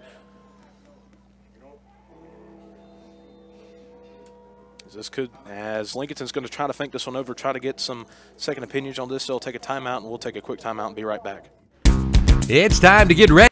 Get ready for the big Black Friday Car, Truck, and Tractor Show at Classic Ford Lincoln in Shelby. Again, that's Friday, November 24th. What a day it's going to be. Cars, trucks, and tractors. Entry fee for the show is an unwrapped Christmas gift or $10. Items collected and the money will go to those less fortunate in our community this Christmas season. And check out the year-end savings at Classic Ford Lincoln. 0% financing for up to 72 months, plus up to $1,500 cash back on selected vehicles. But hurry, these deals won't last long. Classic Ford Lincoln, 1775 East Dixon Boulevard in Shelby. When buying or selling a home, it's important to have someone you can count on to help you get answers to all of your questions. That's where Gillen Realty in Lincoln comes in. They are your hometown realty, bringing you experience, integrity, and local knowledge. Come by and talk with one of their agents today. They are there to make your real estate experience one you enjoy. Call 704-735-0099 or visit the website at GillenRealty.com or drop their office at 201 South Poplar Street in Lincoln. Gillen Realty, hometown people working for you. And back here at South Columbus, a big 3rd down coming up here, Jason, as Lincolnton has to get 2 yards to get the first down. Terrell McLean going to hand it off to Tyshawn Harris on the left side. He gets through a couple tackles, gets through another one, and is going to get the first down and forced out of bounds at the 25-yard line. A great run by Harris to break 3 or 4 tackles behind the line of scrimmage. Yeah, it looked like he may have been dropped, but after initial contact, able to get loose, found some positive yardage, and picked up an Eddie's Auto Parts first down. So now Lincolnton has the ball at the 25-yard line. They've been chewing up clock. It's now under 3 minutes, 2:44 remaining in the first half, just outside the red zone. And Lincolnton has to score, basically, in this drive here. Yeah, 2:44 left on the clock here in the second half, down 21-0. They need desperately to score going into the locker room for the second half. Shotgun formation, trips to the left side. It's going to be a direct snap to Tyshawn Harris. Harris found a little crease in the gap, and he gets about 6 or 7 and gets inside the 20-yard line. Those direct snaps have been working wonders this year for Lincolnton in the second half of the year. And so far, the snaps have been very good this week by Jay Clark, who struggled tremendously snapping the ball last week against Graham. A lot of low snaps, which hurt the momentum and the production of the offense a lot of the time. Yeah, got to have a clean exchange between your center and quarterback. That can put a wrench in the offensive gear. 2-by-2 shotgun formation here for Lincolnton. Inside the 20-yard line, 2 minutes, 7 seconds left. Another direct snap to Harris. Harris going to bounce it up to the left side, but he might have gotten back to the line of scrimmage. It looked like he leaped after being wrapped up by a defender for the Stallions. I mean, Number 78 made a great play for the Stallions. As Macarius Brunson was on the stop there, a junior, 6'2", 270. Stayed at home, saw the run coming back his way, and made sure it didn't go anywhere. Well, that was the same play. It's now 3rd down and 5. A little over a minute and a half remaining in the first half. Lincolnton only has 1 timeout. They got to get to the 15-yard line to convert on another first down. Trips to the left side for the Wolves. McLean looking to his right. He's going to throw one into the end zone for Skylar Evans. Skylar Evans gets it, holds on to it, and that's going to be a touchdown for the Wolves. Skylar Evans from 20 yards out converts a beautiful throw by Terrell McLean, and that's a Silver Point Holmes touchdown to get the Wolves back into this game and gives them some life.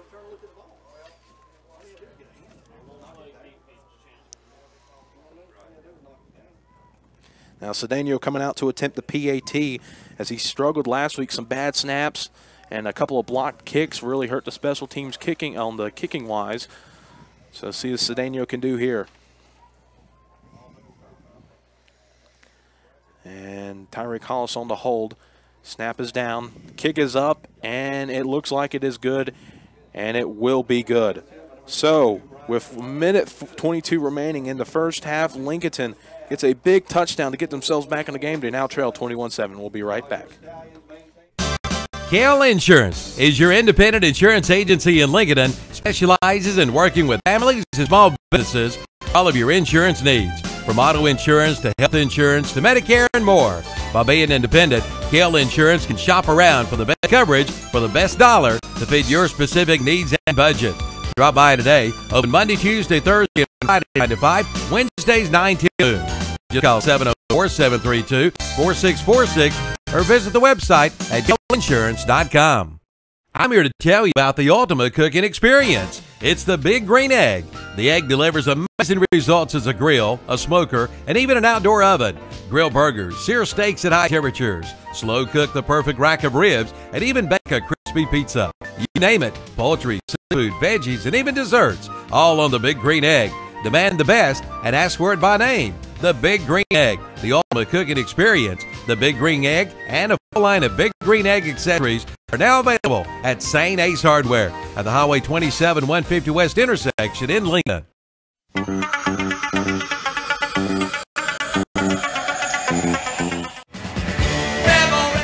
And back here, Cedeno kicking off a pooch kicks, and it's going to go right into the hands of number 34 as he gets a couple of about 10 yards on the return. That is Brady Ivy. And it's a favorable field position here for the Stallions as they'll get it at about the 44-yard line. And the last thing Lincolnton needs here is to give up a touchdown right before the half after scoring their first touchdown, Jason.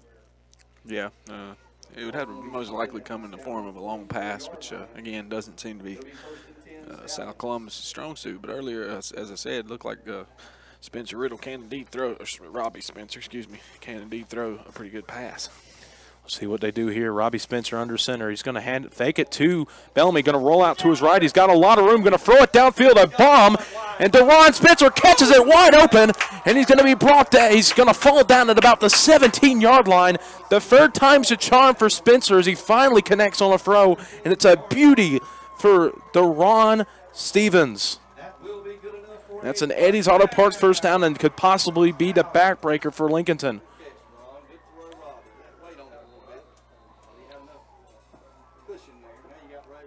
So now in the red zone is South Columbus. They can run the ball now, and it's going to be a handoff of misdirection to Bellamy. He's got the outside room. He's going to cross the 10.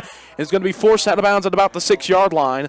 So now 57 seconds remaining in the first half, and within 2 plays, South Columbus has already gotten into the 10-yard line. So that's an Eddie's Auto Parts first down. This Stallion crowd is roaring right now as they're excited. This could possibly be a gut punch here for Lincolnton if they give up this touchdown. And South Columbus has got 4 plays to go 6 yards, which is something they've been doing very easily here tonight.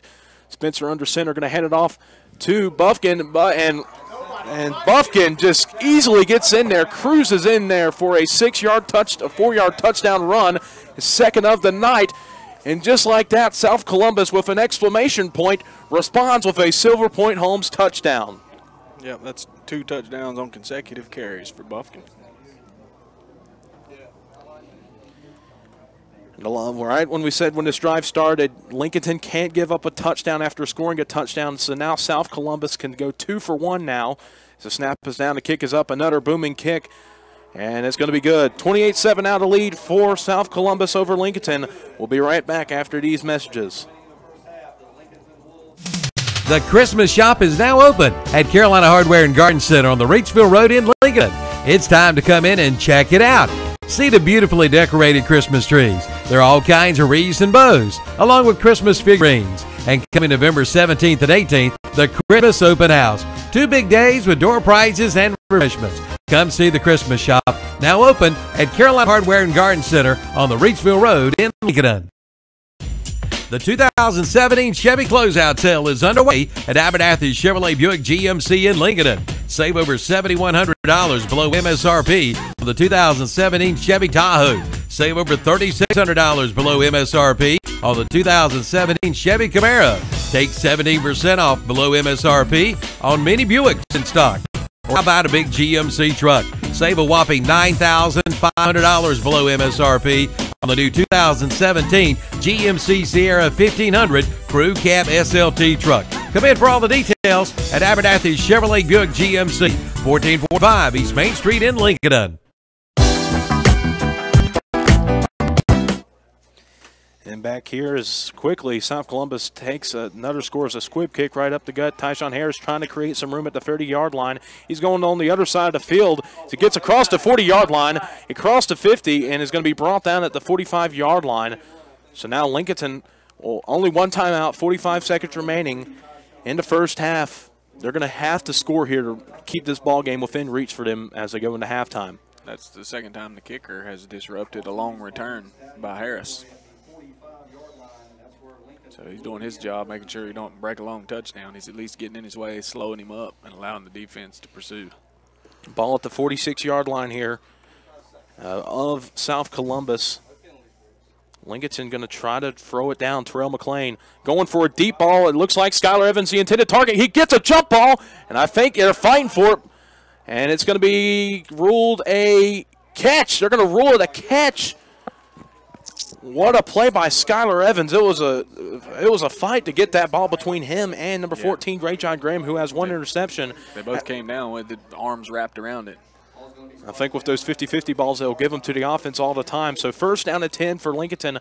Ball at the 15-yard line, and a timeout called by South Columbus. They're wanting to regroup here as Lincolnton with a big play that could possibly keep them back in this, get them back in this game after giving up a touchdown. As within the last minute, Jason, we've had 2 touchdowns, one by both teams, and we could possibly have a third within the last minute and a half of the first half. And some long passes by 2 teams that don't pass very much, just, the end of the half, so they're dropping back and chunking it, and they're finding receivers. Yeah, and then we've noted Terrell McLean has struggled throwing the ball this year at certain points, but tonight he seems to be on. This is the best I've seen him throwing the ball, and I mean he's got a lot of good throws, a couple on the run, and I mean, Jason, this is what they need to have if Tyshawn Harris isn't going to be the most successful runner tonight. Yeah, he's actually 5 for 5. The one pass that got intercepted was Hollis, and he got hit hard, and they called a penalty on the defense, roughing the passer, and it didn't count. So he's 5 for 5, 87 yards with a touchdown passing today. And so the offensive line trying to get this for South Columbus, trying to get this fan base right in front of us back in this game. This could be a big play here. First down and 10, ball on the 15-yard line. McLean dropping back under some pressure, rolling out to his right, trying to get through defenders. He's still on his feet. He's going to be rolling out to his left. He's trying to find an open room, and it's going to be finally brought down at the 19-yard line as about 6 or 7 Stallions were around McLean, just nowhere to go, and that burns off about 15 seconds off the clock. Lincolnton trying to get quickly back on the line of scrimmage. Ball at the 19-yard line now. I formation. Everyone set up a quick spike with 12 seconds remaining now. A lot of time burned off that clock as McLean just had to throw it away there, and he could have saved himself a lot of time. It's going to be difficult to score now with still a good 20 yards to go, excuse me, and only 12 seconds to do it. Maybe 2 passes. One, if you complete it in the middle of the field, so you got to make sure you throw it towards the sidelines if it's not going to be a touchdown. Well, they got to get to about the 5-yard line to get a first down. They do, I think, have 1 timeout remaining here. So now 3rd down and 10. The fans of South Columbus are getting into this one. Shotgun formation, double wides on both sides. McLean dropping back about 6 or 7 yards. Pressure on the left side. Tries to split for a defender. He's going to be sacked at the 25-yard line. The defense for the Stallions are coming up big here, as it looks like the clock is going to be rolling off, and that is going to do it for the first half. So despite getting in the red zone in the final seconds of the first half, Lincolnton unable to convert, and a big stop for South Columbus. As we're getting in halftime, the score is South Columbus 28, Lincolnton 7.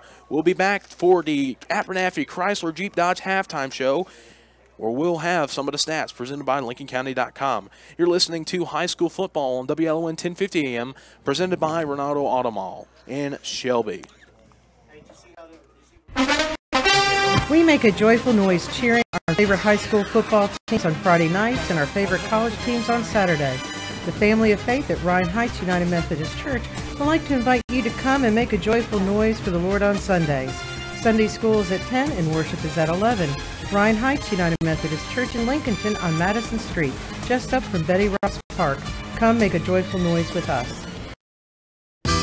The Roundup Store in Shelby welcomes Mike Trent. Come in and see Mike for all of your door and window needs. Come in and see what they've rounded up at the Roundup Store, like distressed cross ties, $30 for a bundle of 16. Assorted sizes of interior pre-hung doors are $40. See the line of all wood kitchen cabinets, countertops, bathroom vanities, floor covering, and of course their famous Roundup buildings and gazebos. The Roundup Store, 1610 East Dixon Boulevard in Shelby, online at roundupshelby.com. 'Cause I saddle up my horse and I ride into the city. Are you interested in information on how to regulate blood sugar, lower blood pressure, and lower cholesterol with medication? Then ask about the ketogenic diet available now at Pro Wellness Chiropractic Center in Lincoln. Come in and talk with Dr. Robin Owings today about over 8 million success stories. This can be your last diet. And be sure to drop off your toy for tots for Christmas at Pro Wellness Chiropractic Center, 1814 North Aspen Street in Lincoln, online at prowellnessnc.com. Turner Hauser Insurance Group has moved into the new location at 228 East Main Street in downtown Lincoln, and you're invited to come by. Jamie Hauser can help you with your home, auto, commercial, farm, or life insurance needs. Turner Hauser Insurance Group is here to serve their community and help you protect what matters. Visit the new location, Turner Hauser Insurance Group, 228 East Main Street in downtown Lincoln. Just look for the big blue on it. Online at turnhouserins.com. Call 704-732-9577. Sleep apnea is the interruption of sleep by a blockage to breathing. 8 million Americans go undiagnosed for sleep apnea. Dr. John L. Cloninger III of Lincoln can help you with sleep apnea problems. John III is a member of the American Academy of Dental Sleep Medicine. He can help you now overcome the symptoms of obstructive sleep apnea, such as excessive daytime sleep, loud snoring, episodes of breathing cessation where you stop breathing, dry mouth and sore throat, morning headaches, insomnia, attention problems, and more. John III is concerned that patients don't know there are treatments for obstructive sleep apnea, from CPAP to dental appliances or even surgery. John III offers a free consultation for anyone with symptoms of sleep apnea. Just call 704-735-0765 or come by 904 Notcha Drive in Lincolnton to make an appointment. Sleep longer, smile brighter, live happier. Let Dr. John L. Cloninger III put his 21 years of dentistry experience to work for you. Since 1934, that's right, 1934, Watson Insurance Agency has been providing the people of our area the best possible combination of insurance, risk management techniques, and personalized service in the most efficient manner possible. And today, the tradition continues. Watson Insurance is one of the largest independently owned brokers in the Southeast, representing over 30 of the largest and financially sound insurance carriers today. Before you buy, get a quote. With offices in Gastonia, Lincoln, and Belmont and Lake Wylie. Find out more at wattsinsurance.com. Your CarQuest dealer is Eddie's Auto Parts. And now Eddie's Auto Parts is your authorized dealer for Summit Racing Equipment, plus rough country lift kits. Get your lawnmower batteries and automotive detailing and cleaning supplies too. So race on in to Eddie's Auto Parts, 2514 East Main Street in Lincoln. Well, you want some help from a fellow car lover? It's all in one place, as you'll discover. Roll in to CarQuest and roll on. 'Cause I saddle up my horse and I ride. And back here at South Columbus High School, the band out on the field. It's currently halftime here. You're currently listening to the Abernathy Chrysler Jeep Dodge halftime show, with South Columbus leading over Lincolnton 28-7. And Jason, I mean, Lincolnton, if they lose this game, the last minute and a half will probably be the last nail in the coffin possibly here for Lincolnton, as they scored a touchdown for a minute and a half, and then they a pooch kick that gave South Columbus the ball at the 44-yard line. They give up a big pass on first down, Then 2 or 3 plays later, they score a touchdown. Lincolnton has a shot with a good kickoff return. They get a deep pass, a jump ball that goes their way. They have the ball at the 15-yard line with about 30 seconds left, and they were unable to score a touchdown. Took 2 sacks in a row. Clock stayed running, unable to get back on the ball, and didn't really give themselves as good an opportunity. Didn't take any shots at the end zone. The giving up the score after they scored was the real killer. And then getting into the red zone and not even giving a ball a shot at the end zone, that also hurt. But no guarantee you would have scored there anyway. It was more the immediate answer from South Columbus High School that was more the straw that broke the back. Yeah, and what really breaks the back here, Jason, is we mentioned it right when the coin toss happened, and we mentioned it somewhere midway in the second quarter. It's the 2-for-1 deal that South Columbus is going to try to complete. And, Jason, Lincolnton has not had an answer for anything on offense for South Columbus. Lincolnton hasn't had an answer for, whether it be Seth Buffkin, Traquan Bellamy, DeRon Stevens, even Robbie Spencer. He ran over a defender on a scramble. He's thrown a couple deep passes where if it's just not as overthrown, he can get it to a receiver. You think for a guy that's only thrown about 40 passes, he would not be that good, but he has an arm on him. Yeah, and when he fakes a handoff, pretty much all their passes are play action. With the heavy run game, you got to respect the play action fake. And he's just got plenty of time to throw the ball. He's standing upright in the pocket, looking downfield, scanning his receivers, not scrambling from defenders who are pressuring him. So, again, Buffkin, 2 touchdowns, Bellamy, 2 touchdowns, and you knew those were the 2 heavily touted running backs that you're going to face tonight. So, again, haven't had the answer just yet, but we still got a whole half of football left to play. The turnover differential definitely didn't favor Lincoln there in the first half, and maybe in the second half they get a couple of turnovers. Defense makes a stop or 2. You never know. You can score first and be right back in this game. But that's probably what it's going to have to take because, again, South Columbus is going to get the ball first to start the second half. And as you mentioned some of the stats, let's go ahead and get the halftime stats presented by LincolnCounty.com and have the yardage, see what happens. I guess we'll start with the Lincolnton side. Again, right there at the end of the half, Terrell McClain connected on a 25-yard pass to Skylar Evans. He's thrown 5 passes so far and connected on all 5 for 87 yards and a touchdown. Skylar Evans, the recipient of 3 of those passes, one of them being the touchdown for 25 yards, and he's got 67 yards total on the evening with his 3 catches. Tyshawn Harris, the other 2 receptions for 19 yards.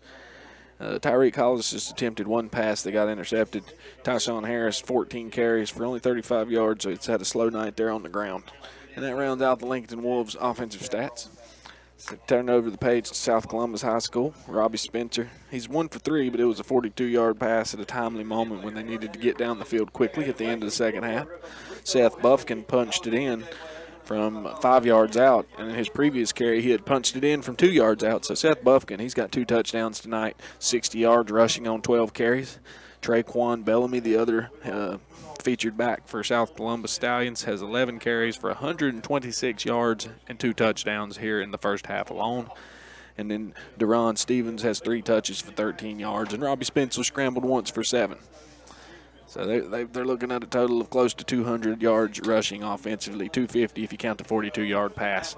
And that rounds out our LincolnCounty.com offensive halftime stats. And that'll do it here for the first half. A little halftime roundup. We'll continue the Abernathy Chrysler Jeep Dodge halftime show and give you some scores from around the local area as we've been keeping a close eye on that South Point Shelby game, which has been a very close one, as it looks like Shelby's trying to make this one a fight. It's going to be close, so be sure to, if you want to listen to that Shelby game, listen to it on WOHS 1390M and the Boss 101.5 AM. We'll have all the scores when we come back right here on the Ronaldo Auto Mall broadcast of high school football on WLON 1050 AM. Enjoy the peace of mind knowing that you and your family is covered. Top-notch insurance, that is. From your local agent, Jackie Dameron, Farm Bureau Insurance, 2000 North Aspen Street, Lincolnton. See Jackie today for an expert quote on all of your auto, home, life, and health insurance. He can offer you an in-depth consultation today. Phone 704-735-1483. Farm Bureau Insurance in Lincolnton. That's 704-735-1483. Jackie Dameron, your agency for expert insurance. The local leader in pawn is Lincolnton Pawn on East Main Street in Lincolnton, next to Eddie's Auto Parts. They'd like to take this time to congratulate the football team of Lincolnton Wolves. When you get low on cash, need a loan, or just want to sell or buy, think of Lincolnton Pawn. They've served Lincoln County since 1991. Lincolnton Pawn Shop, East Main Street, Lincolnton. Proud supporters of the Lincolnton Wolves football team. Phone 704-735-9988. Go Wolves!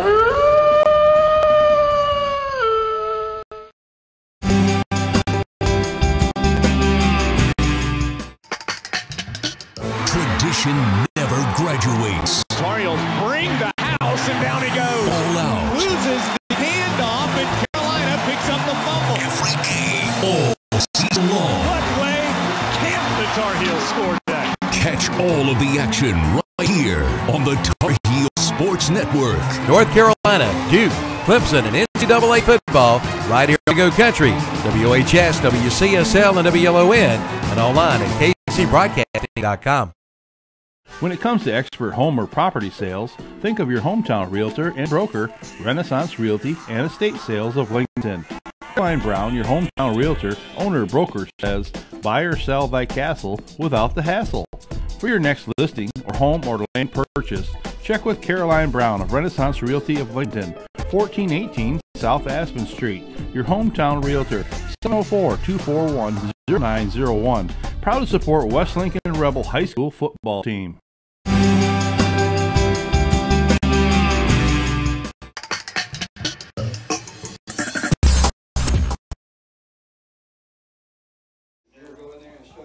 And back here at South Columbus High School in Tabor City, North Carolina, just about 45-minute drive from Myrtle Beach High School. Jason, it's pretty weird. They're giving these score updates here at the high school, and they're saying Myrtle Beach High School on the score update. It's pretty weird hearing that. So it just shows how far away we are here tonight broadcasting this game. We want to thank you for joining us if you are. Now we're going to go through some scores in the first half from around your area. As the score at halftime, the main one, Shelby leading South Point at halftime, Jason, 13-10. As Shelby will try to get the win that matters more, as South Point beat them 35-15 2 weeks ago for the conference championship. But if Shelby can win this game, they can knock South Point out, which would shock a lot of people, including me. Yeah, I expect South Point to come out in the second half with a little more of a serious tone. But at the same time, Shelby not the kind of team you can just bulldoze your way over at will. So they're going to have to get serious and put together some Red Raider football if they want to win that contest here in the second half. And currently on WCSL 1590 game, Bessemer City trailing Swain County 14-12.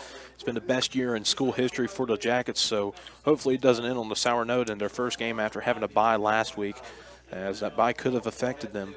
Trying to get some other scores. Kings Mountain leading over Rockingham County 30-7. So Kings Mountain looks to be like they're going to be going to the third round.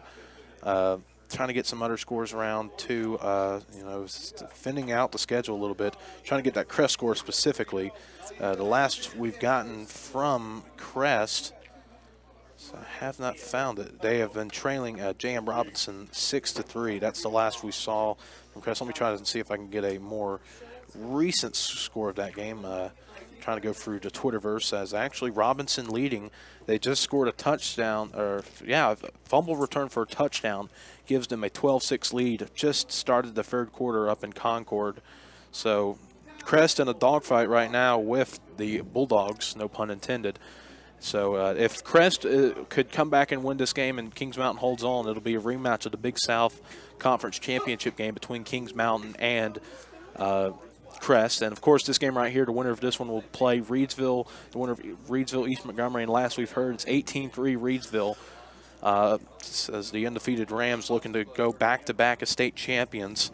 And as of right now, if they were to win this, if the scores hold, it'll be Reedsville and South Columbus playing next week. That'll be a pretty long drive, not a long drive for South Columbus, but not as long of a drive as it's taken for Lincolnton to drive up here or down here to South Columbus.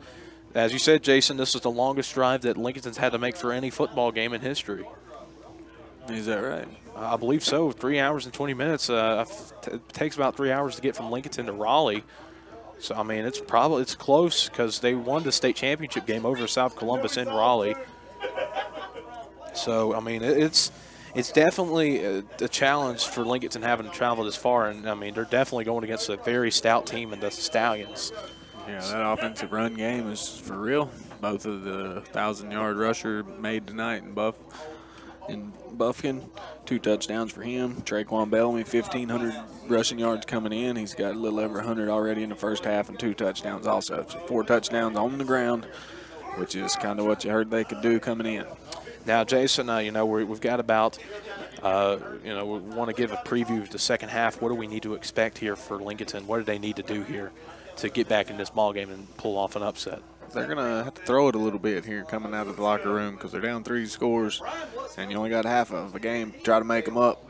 And they found a little success through the air so far. They're having more tonight than they had all season, really. 5 for 5 in the air, with their only touchdown being a passing touchdown to Evans. So I think they need to come out and see if they can continue to throw the ball a little bit, because it's the only thing that's worked so far. Yeah, Tyshawn Harris only about 35 yards rushing, had a fumble on the first drive that led to a touchdown for the Stallions, and it's really been an onslaught minus that touchdown earlier in the game. So South Columbus has gotten onto the sidelines.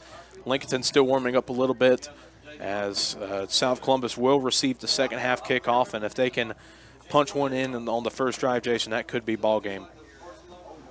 With the way this game's been going so far, I think South Columbus has scored on every drive they've had tonight, and they burn off a lot of clock too. Yeah, to expect 4 unanswered scores in half of a game, less than half of a game, would be a tall order against a good South Columbus offense. As I've got to say, once again, a great crowd out here tonight for South Columbus. Lincolnton traveled pretty well, too, as I think Lincolnton's on the visitor side, which I think was at one point the home side here at Civitan Stadium. As I remember talking to the AD, they said we used to have a press box over there, but that one got condemned, so they've kind of remade it a little bit and just put a little banner on there for the stadium name here at South Columbus High School. And now this side that we're on now, much larger grandstand for the fans. And a press box, heated, much necessary on a night like tonight. So good place, good vantage points to watch the game from. Yeah, you're not really high, but you're kind of at a level, you're even level watching this game here from the press box. So pretty good view. So you basically, you can see the whole field with this press box. So that's something great. I mean, and a great crowd. I mean, it's rounded up like a track, and on the fence, on the right side of the fence for South Columbus, they've got hundreds of people just lined up over there, as people still trying to file in from the concession stands from halftime. South Columbus is in the huddle. Lincolnton's already going out onto the field for the kickoff, as Brian Cedeno will be kicking off, the junior kicker. He's been pooch kicking it for most of the time. As going to be back deep for the Stallions is going to be number 6, Daquan Keel, the junior, and number 14, Rayjon Graham, who had an interception earlier in the game, almost had 2 if it wasn't for a roughing the pass or penalty. He's been a pretty darn good player for the Stallions defensively. So Daniel waiting to get the ball from the official, now does. He gets it, puts it on the tee, as it's starting to get more cold, as you see and saw it late in the second quarter. See more of the cold air coming off the players and the huddle.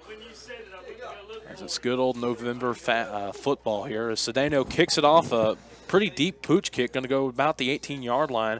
As Daquan Keel going to try to return this one, gets on the outside and will be brought down at about the 35-yard line. It's a good field position for the Stallions to start the second half on their first drive.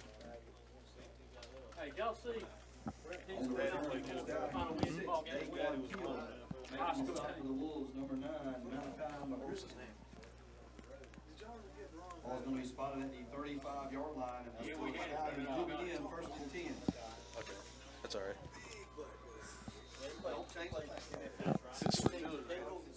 This is first down and 10 here for the Stallions. Ball on the 35-yard line. Spencer's going to fake it to Deron and give it to Bellamy, as Bellamy kind of stuffed up there after he had a hole. He was stopped on the play by number 30, Zach Smith. He's made a couple plays here tonight. I think Jay Clark was also on the stop. So, I mean, that's what Lincolnton needs to do, as they got beat up on that play a lot in the first half. Now second down and 8, ball at the 37. One wide receiver split out on the far side of the field.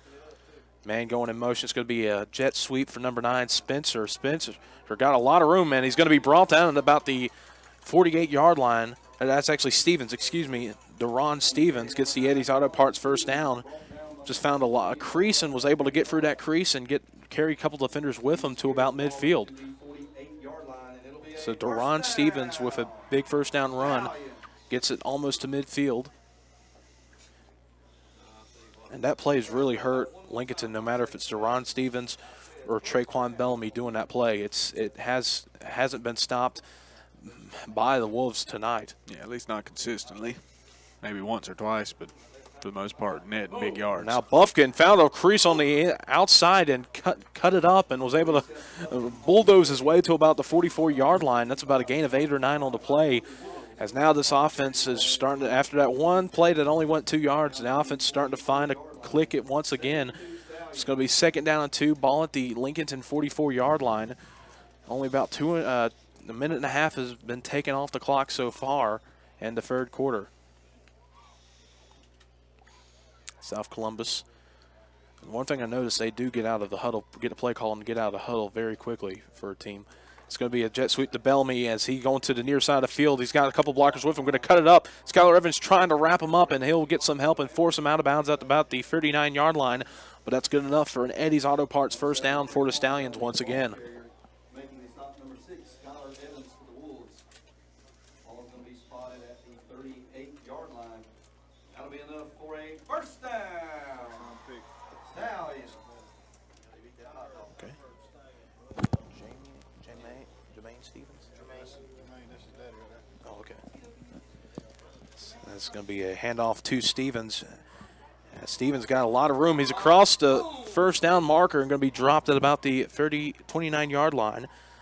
As Deron is the son of former first-round pick Jermaine Stevens. As Dajay Powell on the stop. It's going to be about a 9-yard gain here for the Stallions, and they're about 9 yards away from the red zone once again. Just been a nice drive for South Columbus to get off this start the second half, Jason. Yeah, eating clock, getting first downs, and if they manage to score at the end of this drive, it's going to be a long, tough comeback for the Wolves. Well, Buffkin on the end around cuts it out to the left side. Still on his feet, actually. He's carrying defenders with him across the 15, and is going to be brought down at the 13-yard line. Buffkin looked like he was down at the 20. Somehow escaped that. A Houdini act there for Buffkin. Still gets the the Stallions into the red zone, and an Eddie's Auto Parts first down. I mean, I have never seen anything like that.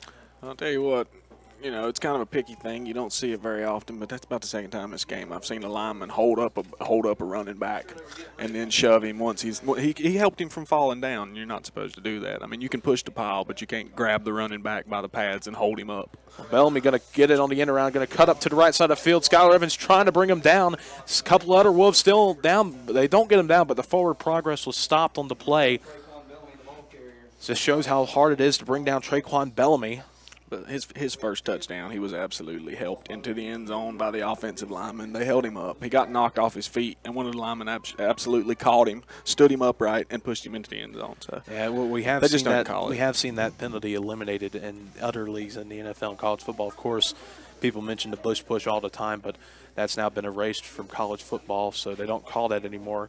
2nd down and 7. It's going to be a handoff to Buffkin on the left side. Buffkin still on his feet at about the 4-yard line, and it's going to be brought down at about the 4-yard line. That's going to be close to an Eddie's Auto Parts first down. I'm like you. I have no problem with the line or anybody jumping in and pushing the pile. Your team pushing their team. It's almost like a rugby scrum. There's nothing wrong with that. I don't like it when they, like I said, when they grab his shoulder pads and they hold him upright. They keep him from falling down. That's when they keep him from being tackled. That's when you're assisting the runner. Anybody should push the pile. You're still trying to make your block. You're trying to knock that defender off of him. But when you actually hit the guy with the ball and grab him and hold him up, that's when you're helping the runner. It's 3rd and 1. It's going to be a pitch out to Bellamy. Bellamy almost gets tripped up, cutting it inside. And I think he's going to get into the end zone. Yes, he does. Another Silver Point Holmes touchdown for Bellamy. That's a hat trick for him. And the Stallions cruise into the end zone for their first drive of the second half, possibly punching their ticket to the 3rd round. Seth Buffkin with a pancake block to open up Bellamy for the easy score. So that drive nearly lasted half of the 3rd quarter. with a little over 7.5 minutes remaining, and it was punched in by Bellamy for his third touchdown of the night. And the PAT, a bad snap. It got off the hands of the defender, or the holder, and it looked like it hit his shin, and that's going to be no good. So with 7:34 remaining in the third quarter, it's South Columbus 34, Lincolnton 7. We'll be back right after this. It's the sub of the day. Each day of the week, you get a different 6-inch sub for just $3.50. Monday, the sweet onion chicken teriyaki sub. Tuesday, oven roasted chicken sub. Wednesday, the turkey breast sub. Thursday, the Italian BMT sub. Friday, the tuna sub. Saturday, the Black Forest ham sub. And Sunday, the meatball marinara sub. Your choice, just $3.50. The sub of the day from Subway in Boulder City and the Walmart in Lincolnton. Just say fill her up. Be ready for old man winter with a fill up from Rhodes and Bill Oil Company in Lincolnton. No matter where you live, Rhodes and Bill Oil Company in Lincolnton can deliver. Just call 704-735-2508. Be ready for old man winter with your winter fill up from Rhodes and Bill Oil Company. 1404 East Main Street in Lincolnton. Again, call 704-735-2508. Just say fill her up from Rhodes and Bill Oil Company in Lincolnton. And back here at South Columbus High School as the Stallions drove down the field and punched their ticket to a 34-7 lead thanks to Bellamy on another touchdown run. This one's going to be a first deep kick. And, well, no, I thought it was for a moment. For some reason it was fair catch, but another offsides penalty on. Whistle had been blowing while the ball was in the air. And sure enough, offsides again on the kickoff. Going to back them up and try it again. And, well, Jason, if Lincolnton wants to have any shot at winning this game, they're going to have to score, I think, pretty quickly on this drive. Yeah, like I said, they're going to have to go to the air. If it, smoke, they're going to have to go to the air soon and often. And if those passes don't land, they'll be turning it back over or possibly an interception. But hopefully they'll make some connections, find their way into the end zone quickly, and then you might even start to see some onside kick attempts. So that'll move the Stallions about 5 yards back to the 35-yard line. Back deep is Skylar Evans. It's going to be another deep kick. This one going to Skylar Evans. Skylar Evans had to back up to about the 14-yard line there. He's going to take it. He's got an open room ahead of him, and he's across the 45, cross midfield, and is going to be brought down at about the 44-yard line. Number 80 was the one who got Skylar Evans low. That was Peyton Rada, potentially with the touchdown saving tackle. But yeah, definitely a saver. I mean, he was full speed. They made a nice big open gap there with the wedge. He had a big lane to run through, and one of those later defenders able to get underneath him and trip him up. So this kickoff return team is really what's keeping Lincolnton in this game. Yeah, Skylar Evans having a great game. Got the touchdown catch that got Lincolnton on the board. Other long catch that got him into the red zone. He's won a couple of jump balls. Got the only touchdown. Big return right there. He's all over the field. On this offense, the skill players are mostly seniors. Did he have an interception earlier also? He almost did. He almost did in the end zone. And McClain going to throw a screen pass high to Tyshawn Harris. He gets this one. Harris trying to spin his way away from defenders, but he might get about a yard or two, but that's about it on the play, as that screen pass has just not been, that bubble screen has not been working at all the last 2 weeks for Lincolnton. Yeah, the timing just doesn't seem to be there. The first one, the one that just landed errant, almost a wasted play when you don't catch that pass because it's not going for any yards. You're throwing it parallel to the line. You throw it backwards, it could potentially be a fumble if you ain't careful. It's going to make it 2nd down and 9 coming up here for the Wolves. Ball on the South Columbus 43-yard line. As it's going to be trips to the right side of Skylar Evans coming down to outside the hash on the near side. It's going to be a direct snap to Tyshawn Harris to the left side. And he had nowhere to go as the quarterback, Robbie Spencer, makes the tackle. I think it might have been a tackle for about a half-yard loss on the play. Definitely stopped at the line of scrimmage. Yeah, he went backwards a yard. Yeah, he lost a yard. So the struggles for Tyshawn Harris continue in this ball game tonight. After having 276 yards rushing last week against Graham, he's only gotten about 34 yards rushing tonight. And it looks like that county record's safe. Yeah, that county record is safe. It's going to be 3rd down and 10. Trips to the right. Terrell McClain going to roll out to his right. He's going to throw a ball over the middle, caught by Skylar Evans again in between 2 defenders. He's going to the far side of the field trying to get some room. He's going to be brought down at about the 31-yard line. Nice throw by McClain, getting in between the gap and finding Skylar Evans on the run. Skylar Evans again. As this has been probably the best game Terrell McLean has had as a quarterback. He's still hasn't had an incompletion tonight. It's now 7 for 7 for number 7. It's an Eddie's Auto Parts first down. Ball at the 29-yard line as Buffkin coming off the field. Going to get a rest on this play. Going to be trips to the right here for the Wolves. 6 left on the play clock. It's going to be a quick screen pass to Tyree Collis. And Tyree Collis trying to speed away from defenders. A flag on the field. It will be a first down if the flag is not against Lincolnton, but I think it will be called against the Wolves. Yeah, it looked like a hold, unfortunately, on our guy Skylar Evans there on the wide receiver position. So he picked up 10 on the play. So what so far has been a pretty good drive here for the Wolves. And it'll hurt them this time. It's going to be holding against Skylar Evans. So after he makes a play, he hurts his own team. Actually, no, they're not. They're calling it on number 4, Sincere Pearson, the tight end senior. Looked like Evans, though, is in the area. Could have been Pearson, don't know. They had Pearson lined up wide. Tyree Collis showed his speed on that play. But actually, it's not going to be that bad. It's going to be 1st and 12. So where the spot of the foul was about the 22-yard line. So now Lincolnton will have it at the South Columbus 32. Bunched trips formation to the right. Tyshawn Harris now going to be split out wide as a receiver. And they're going to have a fake a screen pass, and it's actually going to be lobbed up in the air, and it's going to be almost intercepted off the hands of Ray John Graham. That would have been his second. That should have been his second. But somehow just pops out of his fingers. That's why he's playing defense, apparently. Could have been a receiver. So I think that play was supposed to be a double fake, a pump fake for the throw in the flats to Tyshawn. And then a throw, it looked like a wheel route that was supposed to be a double move, and it just did not work whatsoever. Nope. And Lincolnton's lucky that somehow. Still got the ball. Graham did not drop that one. And Graham has been. Or did drop it, rather. Yeah, he did drop it. So it's bunch formation trips once again. McLean takes the snap. Another flag on the field. Could be a free pass. A screen pass to Tyshawn Harris. Harris has got a lot of room. That's actually Caden Wyatt. Caden Wyatt gets to about the 15-yard line, but there is a flag in the backfield about the time of the snap. So don't know if this is a false start penalty or what, but we'll have to wait from the officials. Nah, they would have blown it dead if it were a false start. Illegal formation. So another penalty hurting the Wolves, as that would have been a first down. So now Lincolnton hurting themselves here, Jason.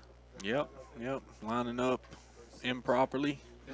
So that negates the big gain. Caden Wyatt, the complete pass comes off the books, and now we're going to have to back up, play that down again. A little under 5.5 minutes remaining in the third quarter. Lincolnton trails 34-7 on the First Federal Savings Bank scoreboard. Trips to the right again in the pistol formation. Wyatt and Harris in the backfield. McLean, another flag on the field. McLean scrambling to his right. He throws off his back foot, and it's caught by Skylar Evans. Tyree Collis gets for the defender at a touchdown, but there is a flag on the field, and it looks like it's going to be against Lincolnton again as they keep on hurting themselves with these penalties. Yep, nobody too excited yet about that touchdown. A great 40-yard touchdown pass, and another illegal formation. Less than 7 men on the line of scrimmage. And the Lincolnton just hurting themselves. Sincere Pearson, they're confused completely, and they're starting to show a lot of frustration with these penalties. And that's going to move them back to the South Columbus 41-yard line. More importantly, going to take that 40-yard touchdown off the board. So Lincolnton takes a timeout, and we'll take a quick timeout and come right back. Drew, this new city just makes me miss home, man. Go get a sweet tea from McDonald's. They make it fresh, sweet, and it's icy cold, just like your mom's. But I miss home.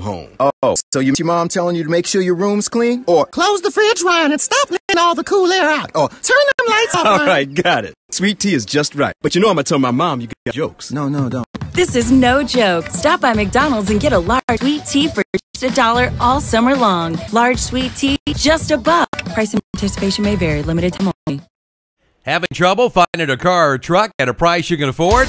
Your troubles are over when you stop in at Milholland Automotive in Lincolnton. At Milholland Automotive in Lincolnton, they make buying a pre-owned vehicle easy. No credit, no money to put down. Mill Holland Automotive has the banks to get you approved.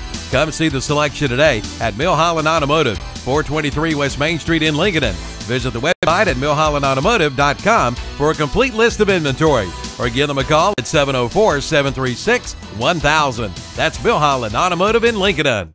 Cause I saddle up my horse and I ride into the city.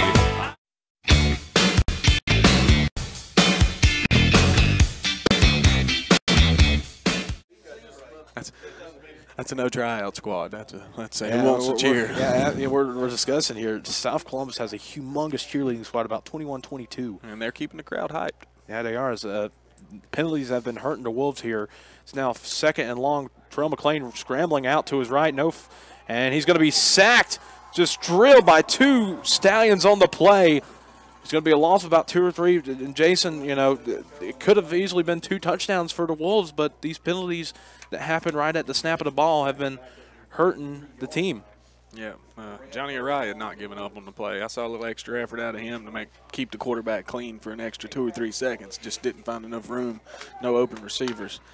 But Araya was an extra effort there to keep a defender off of McLean, keep it alive for 2 or 3 more seconds. Just nobody comes open, takes a sack anyway, but not for lack of effort by Araya there.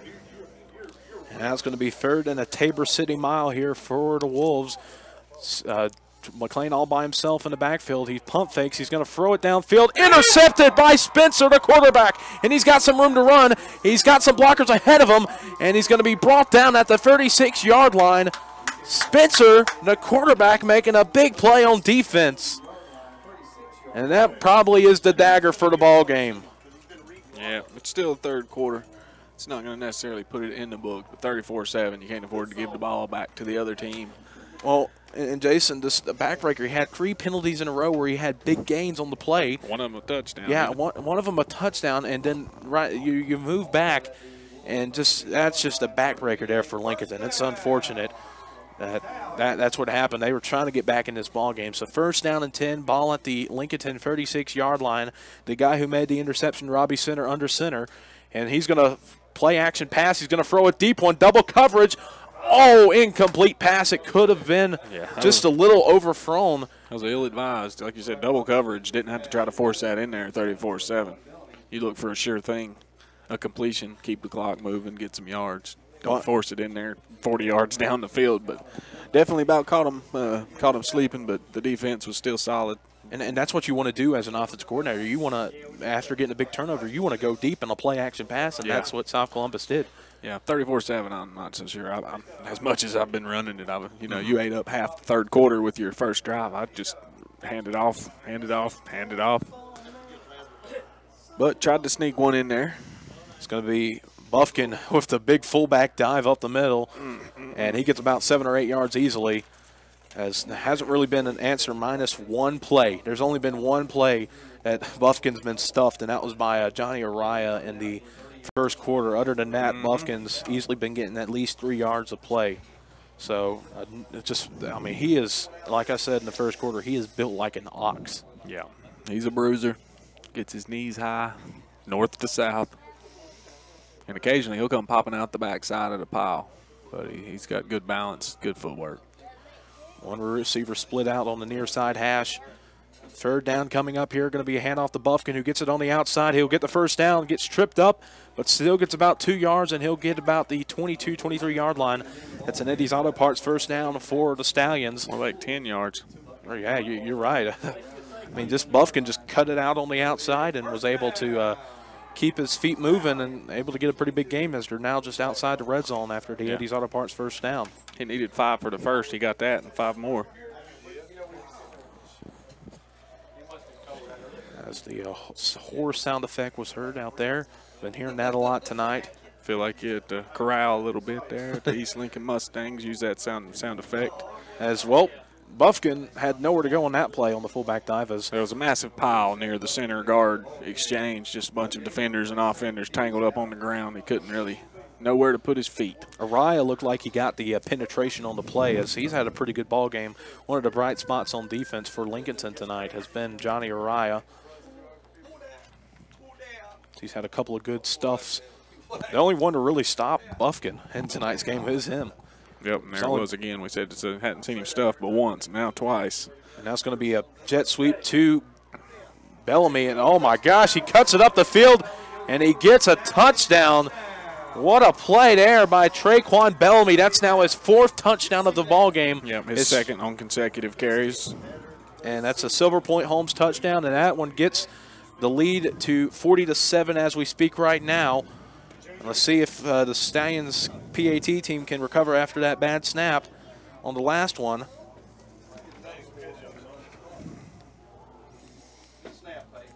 So we got 2:18 remaining in the 3rd quarter. Snap is down, the kick is up, and it's blocked. It's blocked. Lincolnton able to fall on it, so, I mean, Lincolnton special teams has been playing pretty well tonight, but that's about it. As we're late in the 3rd quarter, Lincolnton trails 40-7 over South Columbus. We'll be back right after these messages. The Orange Opportunity Sales Event is underway at Parker Farm Service in Kings Mountain. Come in now and ask about 0% financing for 84 months on select Kubota tractors with a big 6-year warranty. Come on in for all the details and don't miss it. The Orange Opportunity Sales Event underway now at Parker Farm Service, located at 126 Bessie Drive off the Oak Grove Road and Highway 74 bypass in Kings Mountain. Campers Inn in Kings Mountain presents our 2nd annual Holiday Bike Drive.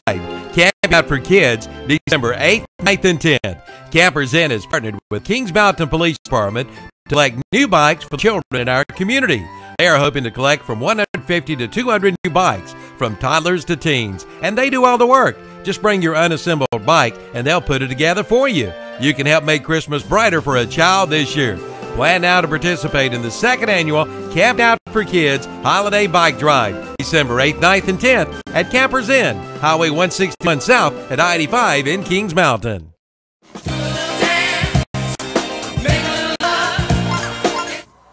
And back here at South Columbus as the Stallions now lead 40-7 as a pooch kick coming up. Sincere Pearson going to take it at the 32-yard line. Going to go to the other side of the field. He is losing yards. Would have been better just to maybe call a fair catch or just run to the right out of bounds. As that's the first bad play that Lincolnton has had on special teams to just block the PAT attempt. But and that's really the only thing you can hang your hat on right now. As Terrell McLean coming out onto the field to lead the Lincolnton offense. Just trying to get an update from all these scores around our area, around the KTC area, because these games aren't around our area right now. And last end of 3rd quarter, Swain County leading Bessemer City 21-12. Crest scores a touchdown. They are now trailing 18-13.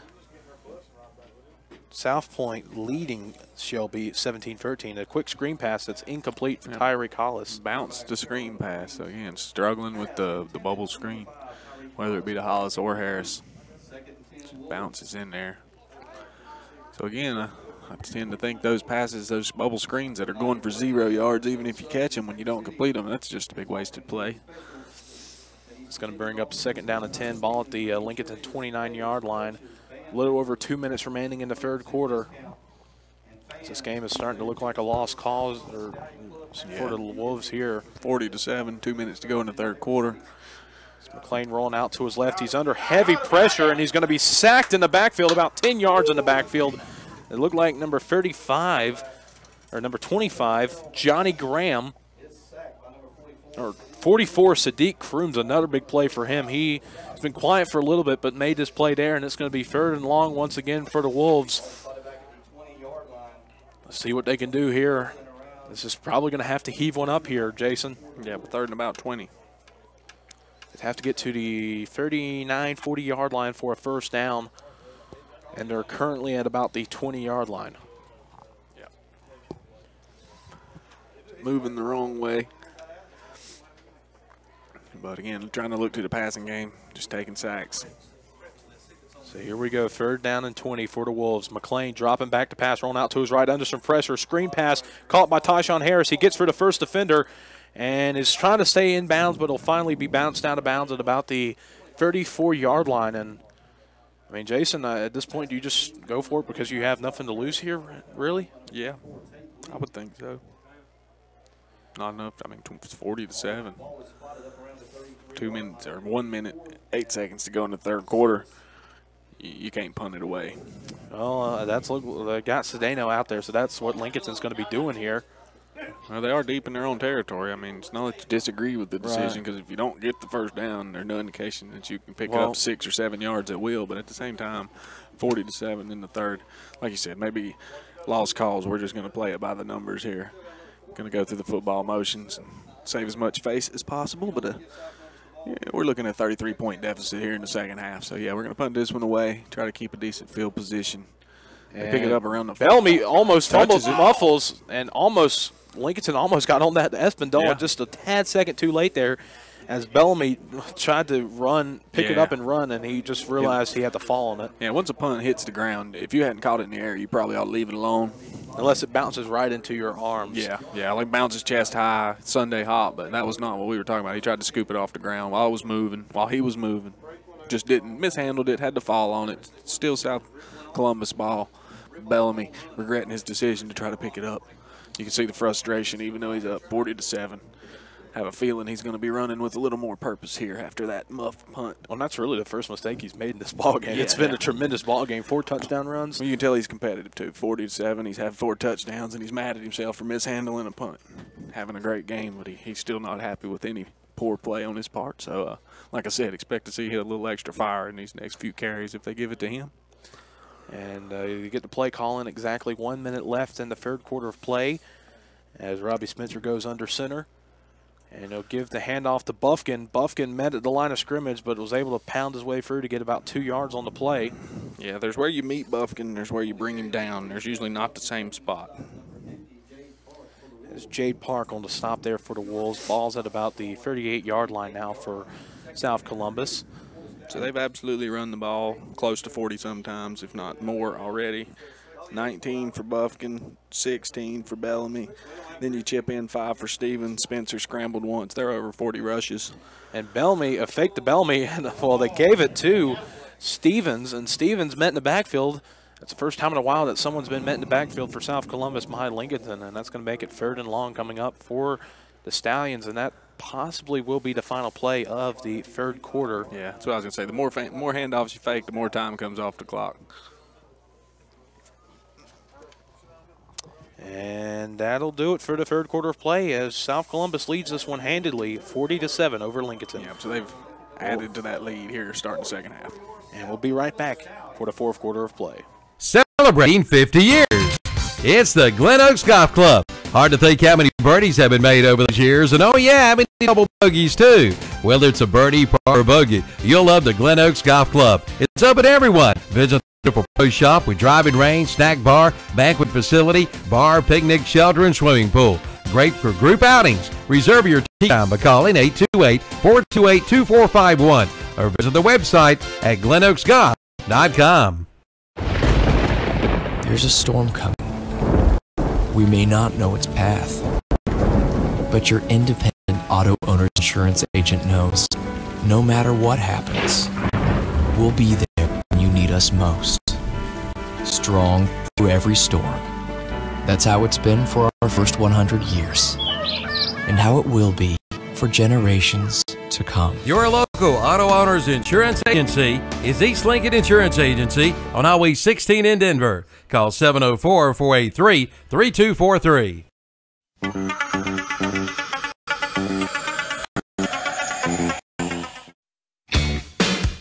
And a pass play here on 3rd and long. Spencer throwing it right over the middle, and it's caught. And it's going to be a first down and more for number 15. A nice block by the receiver. Finally brought down is number 15. That is Zach McCoy. Just a great 3rd down play. 3rd and long, and the Stallions convert and almost get into the red zone on one play. So we're about at the 29-yard line. So another back breaker for Lincolnton, trying to keep it, to get the ball back and finally get a stop, and they give up a big pass play. I got to say, this is a really hard offense to defend against. The way they got that bruiser between the tackles, a speedster around the ends, and both of them legit. And the quarterback throws a good ball. Well, flag on the play. Stevens breaks through a tackle, and well, he's going to score a touchdown, but this one's probably coming back. Deron Stevens almost had his first touchdown. Yeah, about a 28-yard run, tiptoeing the sideline the whole way. But breaking tackles, sure enough, got a block in the back. It's going to bring it back. That's the first penalty in a while against the Stallions. Yeah, but like I said, we got your two dynamic backs, two different ways coming at you that you know you can't defend against the straight-ahead bruiser and the around-the-edge speedster. That's just a tough combination. And when your quarterback can actually pass, he just doesn't get called on very often to do it. But from what I've seen, he's more than capable. Nice and tall, throws a good ball. Maybe just don't have some of the receiving core that can, you know, haul it in, but also haven't really seen any indication that they have any trouble catching it either. Just don't throw it very often because, you know, we're up by 33 points in the third. No need to air it out. When you got two running backs that you have, a bruiser like Buffkin, you got Bellamy too, and I mean, heck, even throw Deron Stevens in there. Yeah. I mean, that's just a three musketeer trio that is hard to stop. And I mean, having a guy like Robbie Spencer is a cherry on the top for this offense. Yeah, he's nice looking quarterback, body wise, play action arm pass. wise. He's under speed. some pressure. He's going to throw right over the middle, and it's caught, almost dropped by McCoy. McCoy going right back to the line of scrimmage. He got to the 25-yard line as well. Nice job of Spencer evading the pressure, able to throw, set and throw, finding McCoy right over the middle, and was able to make that penalty yardage back and get a couple extra yards on one play. So ball's at the 25-yard line. Going to be 2nd and 6 coming up for the Stallions with 10:57 remaining in the ball game. The Stallions in control, 40-7 on the First Federal Savings Bank scoreboard. Spencer going to hand it right up the gut. This Buffkin just had an opening. It looked like Noah's Ark opening there, but his tackled on the play was number 18. Tajay Ross with the touchdown-saving tackle. He was on the ground, got ran over by the lineman, and was able to be aware to get that ball, get Buffkin. Say they were going through the whole 2x2. Yeah, just running over, plowing through people. And it's good enough for an Eddie's Auto Parts first down, ball on about the 17-yard line. And man going in motion. It's going to be an end around to Bellamy. Bellamy trying to stay on the asset. That was actually Stevens. Devon Stevens. It looks like a Wolf hurt on the play. He gets back up, though. And now I think he's back down. Back down, yeah. I don't know. Maybe not serious injury, but because he did initially get up, just realized he couldn't stay up. He is reaching for his back. That's not good. Thought it was a cramp. It kind of looked like a cramp. Usually they'll hop up and then realize they're still cramping and go back down. Yeah, and we'll take a quick timeout and be right back right after these messages. It's the Yamaha Revving the Holiday Sales Event at Full Throttle Power Sports in Gastonia. Get low financing for a limited time, like 1.99% APR financing and 2.99% APR financing. Coming in for all details. For a full lineup, visit the website at ncfullthrottle.com. But better yet, come on by and save big during the Revving the Holiday Sales Event going on right now at Full Throttle Power Sports, exit 22 off I-85 in Gastonia.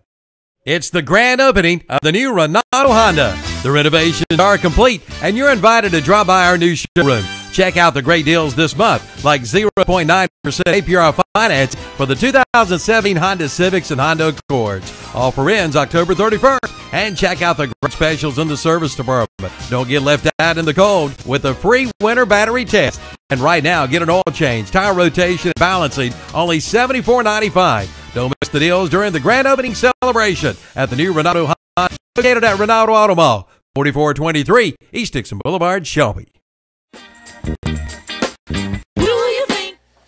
And back here at South Columbus as the injured Wolf is number 52, Harley Sloan. Luckily for him, he's walking with a little limp, but is able to walk under his own power. No one's having to assist him walking, so that's good to see. Hopefully he is all right.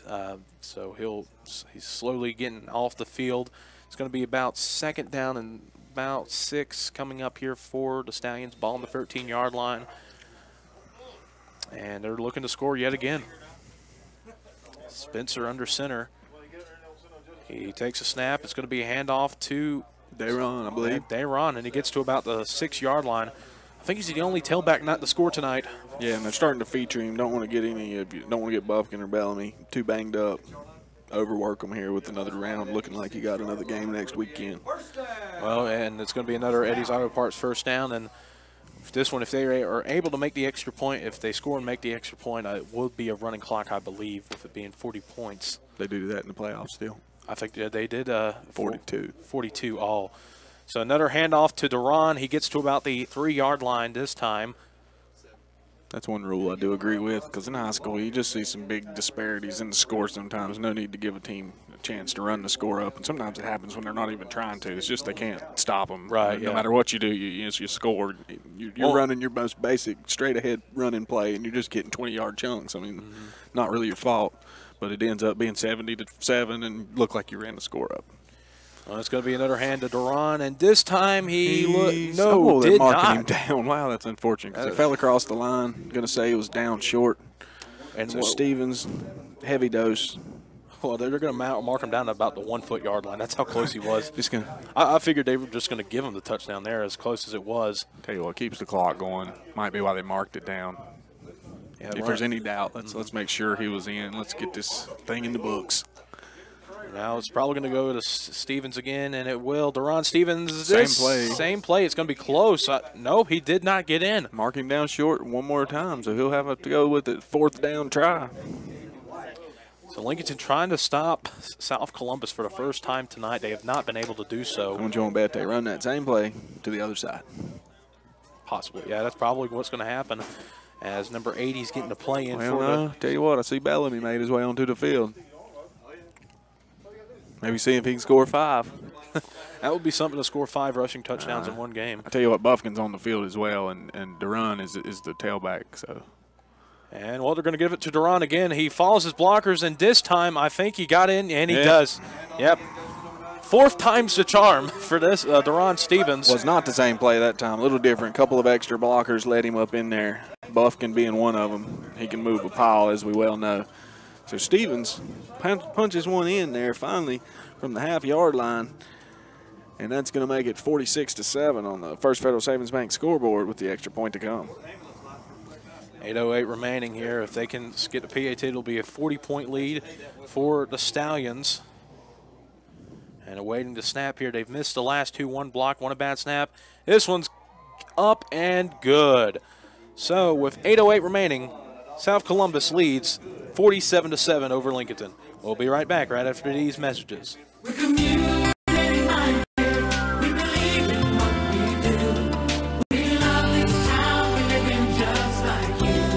We're a community bank. That's why we always try to approach things from a community-minded point of view. When something is in the best interest of the communities we serve, it's good for us as well. We're community-minded, just like you. Caroline Trust Bank, member FDIC. Community-minded, just like you. Carolina Trust Bank with 3 offices in Lincoln, also in Gastonia, Denver, Forest City, Hickory, Lake Lure, and Vail. Member FDIC, an equal housing lender. The Can-Am Tab Right at Outline Motorsports in Lincoln. They're big, they're bold, and they're now in stock. Outline Motorsports. See the new 2018 Can-Am Maverick X3 or the new 2018 Can-Am Outlander 1000 XMR. Ask about special financing on selected 2017 models. Outline Motorsports, your new Can-Am dealer, serving Lincoln, Gaston, Cleveland, and surrounding counties. Online at outlinemotorsports.com.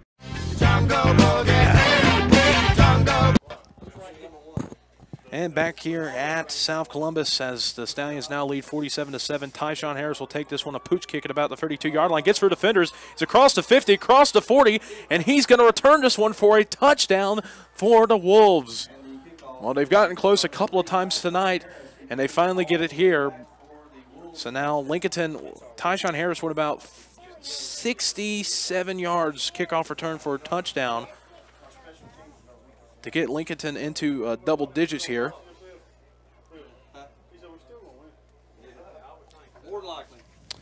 As Tyshawn Harris trying to make at least one play here tonight, which it's looking like it'll be his final game in his tremendous senior year. It's going to unfortunately come to an end here tonight. About 7:58 remaining.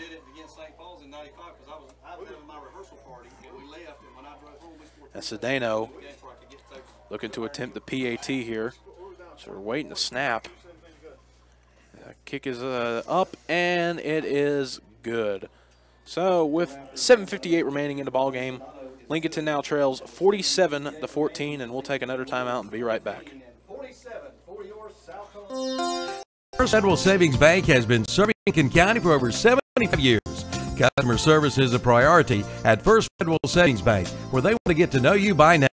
First Federal Savings Bank has the convenience, products, and services of larger banks with hometown people that you see throughout your community. They live here, they work here, and this community matters to the people at First Federal Savings Bank.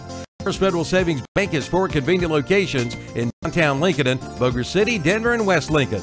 Stop in and visit and see what First Federal Savings Bank has to offer you. Member FDIC, an equal housing lender.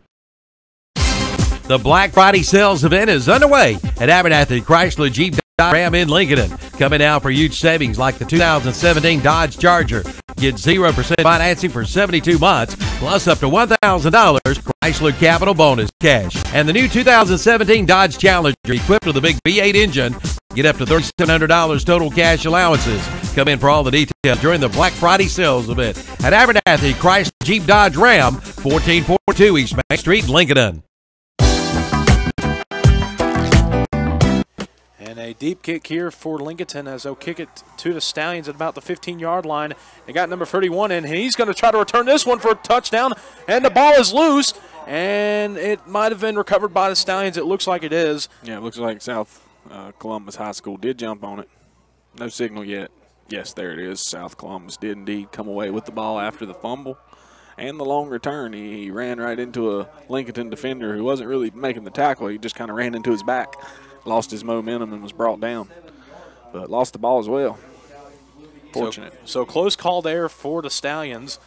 After Lincolnton scored a kickoff return for a touchdown, Tyshawn Harris went 67 yards. And this does indeed appear to be a different squad taking the field. With 7:49 in the fourth, they are calling off the dogs. It looks like a completely different lineup out there. I don't see a single player I recognize except for maybe 15. And 80. 80's the only, and that's a receiver, and Peyton Ray. So, yeah, a whole new lineup in here for the Stallions, and well, that inexperience kind of shows because both the whole left side of the line jumped on that play. Telling you, I'm not seeing the Lincolnton regulars on defense either, and they were met almost immediately by the defensive end. There's still a little bit out there. They got Skylar Evans, I think, or Tyreek Hollis. McLean is ending his career at middle linebacker where he usually played. He is, again, a converted quarterback here in his senior year. Freshman or sophomore and junior years, he actually did play middle linebacker for Lincolnton during them state championship runs. So now first and 15 for the Stallions as, well, McLean fumble on the field. And I think it was recovered by Lincolnton. McLean was all in there. He may have caused that fumble, but not entirely sure. But, yeah, McLean holding down the middle linebacker spot here. So it was the running back, I think, was Tate Lee, the junior, who fumbled it there. So now Lincolnton will get back on offense. Terrell McLean staying on the field here. Probably wanting to try to get one more last scoring drive in his career. And a lot of, I mean, basically every skill player on Lincolnton on offense is a senior. Caden Wyatt, Skylar Evans, and Sarah Pearson, Tyreek Hollis, Tyshawn Harris, Terrell McLean. And you have Parker Gaines. I mean, pretty much everyone on this offense is a senior. South Columbus defense. It's going to be a little unsure where to line up. Direct snap to Tyshawn Harris. Harris gets a crease on the outside and almost gets about 6 or 7, maybe 8 on the play. So I think most of the players, or some of the defensive line is still starting. Yeah, with Lincolnton starting offense still in there, South Columbus has opted to leave a few of their starting defenders in as well. Still see number 9, Stevens, back there. So bring in Zach McCoy, who's back in there. Caught those passes during the red zone drives. So Brady Ivy's now in at defensive back. He is the backup quarterback. As another direct snap to Tyshawn Harris, who bounces up on the right side. He gets the first down and is going to get a little bit more, get in at about the 20-yard line. And that's going to be good enough for an Eddie's Auto Parts first down. And he will be brought down at about the 20-yard line. So it's going to be a trip to the red zone for the Wolves. So now under 7.5 minutes remaining in the ball game. Lincolnton trails big 47-14, but it looks like they're trying to make it a little bit more respectable of a score here. So you're finally starting to get points on the board. They got a kickoff return for a touchdown just about a minute ago Trips to the left side for the Wolves. It's going to be another direct snap to Tyshawn Harris. Harris almost tackled in the backfield. He cuts upfield and is going to make it to the line of scrimmage before he's stopped on the play by number 70, or 78. That is Marcarius Brunson. So it's going to make it up 2nd down and 10 for the Wolves. Ball still on the 20.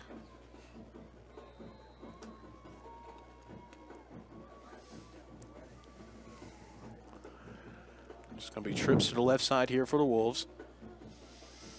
Harris have taken direct snaps every time. Now McLean's going to take the snap. He's going to throw a ball deep into the end zone, and it will be dropped. Looked like it went for the heads of Tyreek Hollis, who beat his man on the play, was unable to haul it in and get a touchdown. And so that'll make it 3rd down and 10 coming up here for Lincolnton. Actually, a flag, unnecessary roughness against Lincolnton after late on the play. So, and yeah, one of the guys in the press box said up here it's a frustration penalty. And Jason, I think that's probably the case there. It's going to back them out of the red zone to frustrate you even more. Not helping your calls there, losing control of your temper. It's going to make it 2nd and long. Ball at the South Columbus 35-yard line. 2nd and longer. Or than actually any play. third and long, as they're going to rule it was after the play. Tyshawn Harris 15-yard run, the longest play they've had, the only play over 10 yards, other than a few passes, of course. Terrell McLean's connected on some passes that were more than 10 yards. Well, Tyshawn's going to be lined up as a receiver here. McLean going to throw another deep ball to Evans, and he's lost sight of it. It's going to be intercepted by South Columbus, number 8, and he's a speedster. He cuts on the other side of the field. Evans is going to run down and bring him down, as on the interception there was Alex Noyola. And what an interception from him. He showed off his speed there. If it wasn't for Skylar Evans, it would have been a pick 6 most likely. Yeah, he was on his horse headed towards his end zone. Fortunately, they had a wide receiver who was able to track him down. And, well, I mean, Skylar Evans, it looks like a miscommunications. Evans was running more into the end zone. And it was Hollis. Hollis was off his route, kind of turned circles underneath it. Little, like you said, maybe he thought he was going right and he broke left. And only man under that ball was the defender. So 1st down and 10, ball at the Lincolnton 49-yard line, as with the backups, the guy who made the interceptions had to get out onto the field with about 7 left on the play clock. It looks like South Columbus having to hurry here. And, well, they get a hard count, and it works. There's the quarterback in there, Brady Ivy. It's got to be tough watching the play clock wind down, knowing the play call is a hard count. Yeah, it's like, it's better work. Well, and it fortunately did. The backup quarterback got the starting defensive line to jump up front. He was thinking, I got to sell this one. If I don't, we're going to get a delay of game. Actually worked because of how low the play clock was. Yeah, they thought for sure they're going to snap it. Well, now it's going to be a handoff to number 8, the guy who made the interception, Noyola. Solid yardage off the right edge. Picks up 5 for Eddie's Auto Parts 1st down.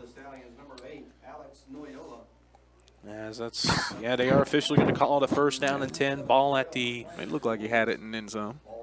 Yeah, well, I thought they might have given him thought the spot wasn't best, but still good enough for Eddie's Auto Parts 1st down. So they're getting the play call in. They're really starting to slow down these play calls in as they're letting the clock run.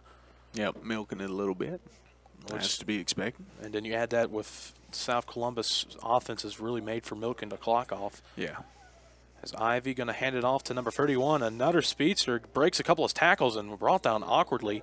That is number Latrell Brown, a sophomore running back, only 5'4". Yeah, that's a small guy. Gets lost behind the offensive line. Makes it hard for the defense to keep track of him. Yeah. I played with a couple of guys. One was 5'2", so that's about the smallest player I've seen out on the football field. One of our main running backs was fairly short like that when I played. He had some success getting lost behind the big men. Well, I mean, we were saying Latrell Brown is pretty small, but he's still taller than Muggsy Bogues. There you go. So he's got that going for him. And Bogues could dunk. It's now 2nd down and about 5 coming up here for the Stallions. Going to be actually a double play, and it's going to be, hard hit for Latrell Brown. He had open space, and he got about 4 yards. They didn't hit him before he got close to the first. But they did take a pretty high hit, and it's pretty, Yeah. I think it's Well, pretty he's hard. like you said, he's short. So it's pretty hard to lower it down when a guy is 5'4". Yeah. He came in low, but he was lower, and he ended up, forearm the helmet kind of. Not intentionally, just that's where things met. That's where things come together. So now we've got about 3rd down and 2 coming up here for the Stallions. A little over 4.5 minutes remaining in the ball game. South Columbus leads 47-14. Ivy going under center here for the Stallions. He takes a snap, going to hand it off to Loyola. And he got the first down by about 2 or 3 yards. As Loyola has gotten 2 carries, both to the same side of the field.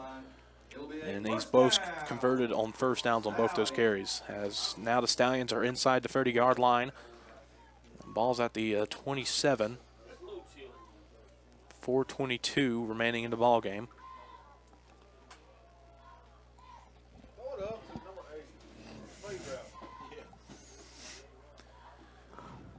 First down and 10. Ivy gonna hand it off to Latrell, and he's got a lot of room, and he'll get the first down. Close to it anyway. Yeah, Depends on the spot, but could easily give it to him. And they're going to mark it at about a yard short of the first down. And Reedsville, South Columbus is now in the red zone, as Reedsville most likely will play this team next week.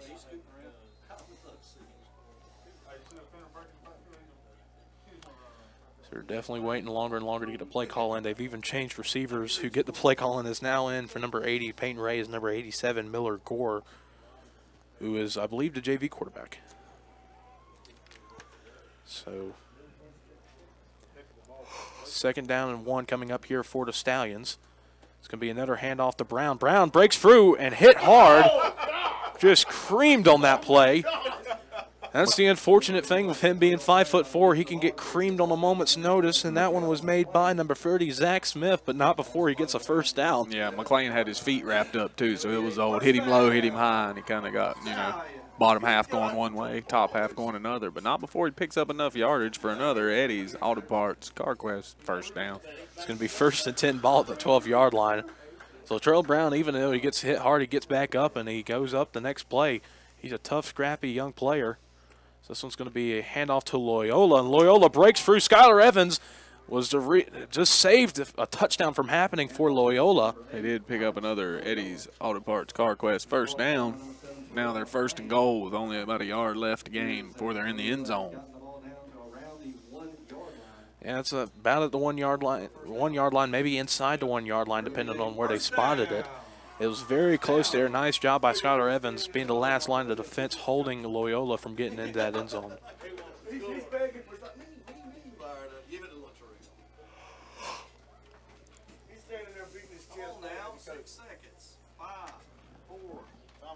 And I think South Columbus is going to have to call a timeout, as well, actually they're going to let the they're going to let them have a delay of game call, which I'm not really going to get mad at there. I mean, you're going to let the offense learn their lessons. You're on the 1, but you take too much time, you'll be on the 6 before you know it. But you can afford these types of mistakes here. Up 47-17. Never reset the play clock. I thought it was winding down awful quick. And they gave a first strike there. Somebody's supposed to signal. I didn't see him do that. Tom Brady would have let you know. It's going to be 1st and goal from the 1 yard line, and it looks like South Columbus is now in the victory formation. So I think they got enough time on the clock where they can kneel it all 4 times, and that's what South Columbus is going to do. As that's a nice, respectful move by the Stallions. They could have easily punched it in there, but decided to show respect to the Lincolnton Wolves, who came into this game. I mean, hard to believe that Lincolnton is in this spot after starting the year 1-5, but they persevered, was able to get a break in the first round of playoffs playing a Graham team, but was able to win that game and just could not do much of anything against South Columbus, could not stop the Stallion offense, as both teams are already waiting at midfield. They're just having to wait on the clock to roll down. So maybe about one or two more plays that are going to be one or two more kneels needed for this game.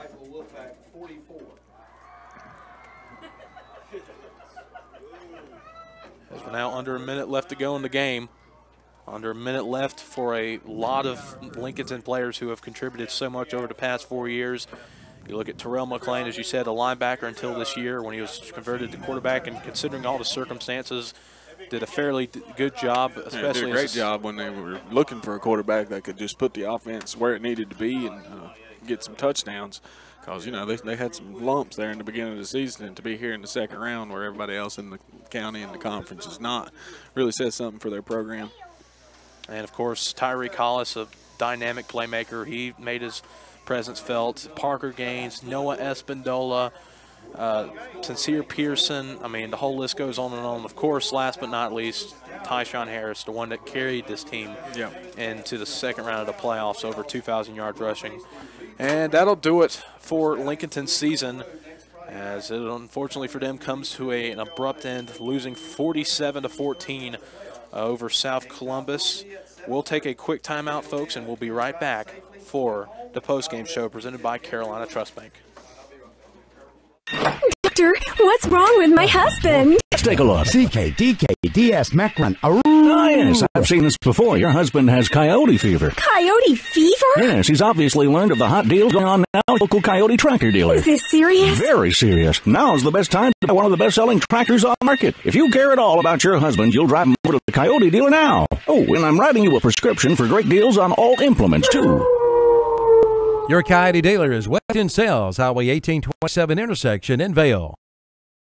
It's the grand reopening of Ronaldo Cadillac Buick GMC in Shelby. Hurry in now for celebrating savings. During this grand event, get grand savings like $10,000 off MSRP on a new 2016 GMC Sierra 1500 four-wheel drive crew cab. Get $5,000 off MSRP on a new 2017 Buick Encore, and get $7,500 off MSRP on a new 2017 Buick Enclave Convenience. Come in for all the details during the grand reopening. Ronaldo Cadillac Buick GMC at Ronaldo Auto Mall, 4423 East Dixon Boulevard, Shelby.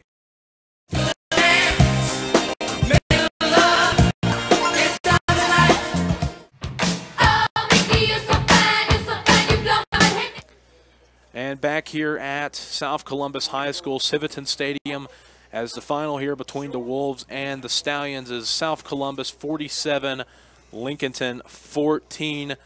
As South Columbus ends the Wolves seasons, and they've waited 10 years for it, Jason, and they finally get revenge over losing the state championship back in 2007 to the Wolves. As South Columbus celebrating, Lincolnton having to lick their wounds, losing a tough, hard-fought game. And unfortunately, Jason, they just didn't have an answer for this South Columbus offense. They couldn't – I mean, they had third and longs a couple of times, but the Stallions were able to answer and find a way to get first downs and get touchdowns. Yeah, their run game was tremendous, and turns out their passing game was actually reliable when they needed it. It's just they haven't never needed it and didn't really even need it tonight, but when they did decide to throw it, they were connecting for 42, 36, 14 yards at a time, moving chains when they needed to throw it. So, yeah, that offense was very dynamic, and like I said, kind of one of the worst things to try to stop as a defense when a guy who has 1,000 yards between the tackles and a guy's got 1,700 around the end and is a speedster, you just can't account for all that and keep your defense where they need to be. It's just very tough. And, well, while we're here, let's get the LincolnCounty.com post-game stats, the unofficial stats for tonight's game. Jason, what do you have? All right, we'll start with the Lincolnton side of the ball. Terrell McClain threw 13 passes tonight. He connected on 10 of them for 126 yards and a touchdown and one interception. Touchdown went to Skylar Evans, who had 4 catches for 81 yards. Tyshawn Harris had 4 catches for 34 yards, and Tyreek Hollis 1 catch for 10 yards. On the rushing end, Tyshawn Harris had 18 carries for 58 yards and no touchdowns. Kay White, 1 carry for 1 yard. Terrell McClain was dropped 4 times behind the line of scrimmage. And that rounds out the Lincolnton stats. The 7 points accounted for again. The 25-yard touchdown pass from McClain to Evans late in the second quarter. On the other side of the ball, South Columbus, they were mostly run, but they did attempt 6 passes, connected 3 of them for 92 yards. Duran Deron Stevens, one reception for 42 yards, and Zach McCoy, 2 receptions for 50 yards, but none of the touchdowns came through the air. With that said, they had 48 rush attempts, 331 yards total, and 7 rushing touchdowns. Seth Buffkin had 20 of those carries for 116 yards and 2 touchdowns.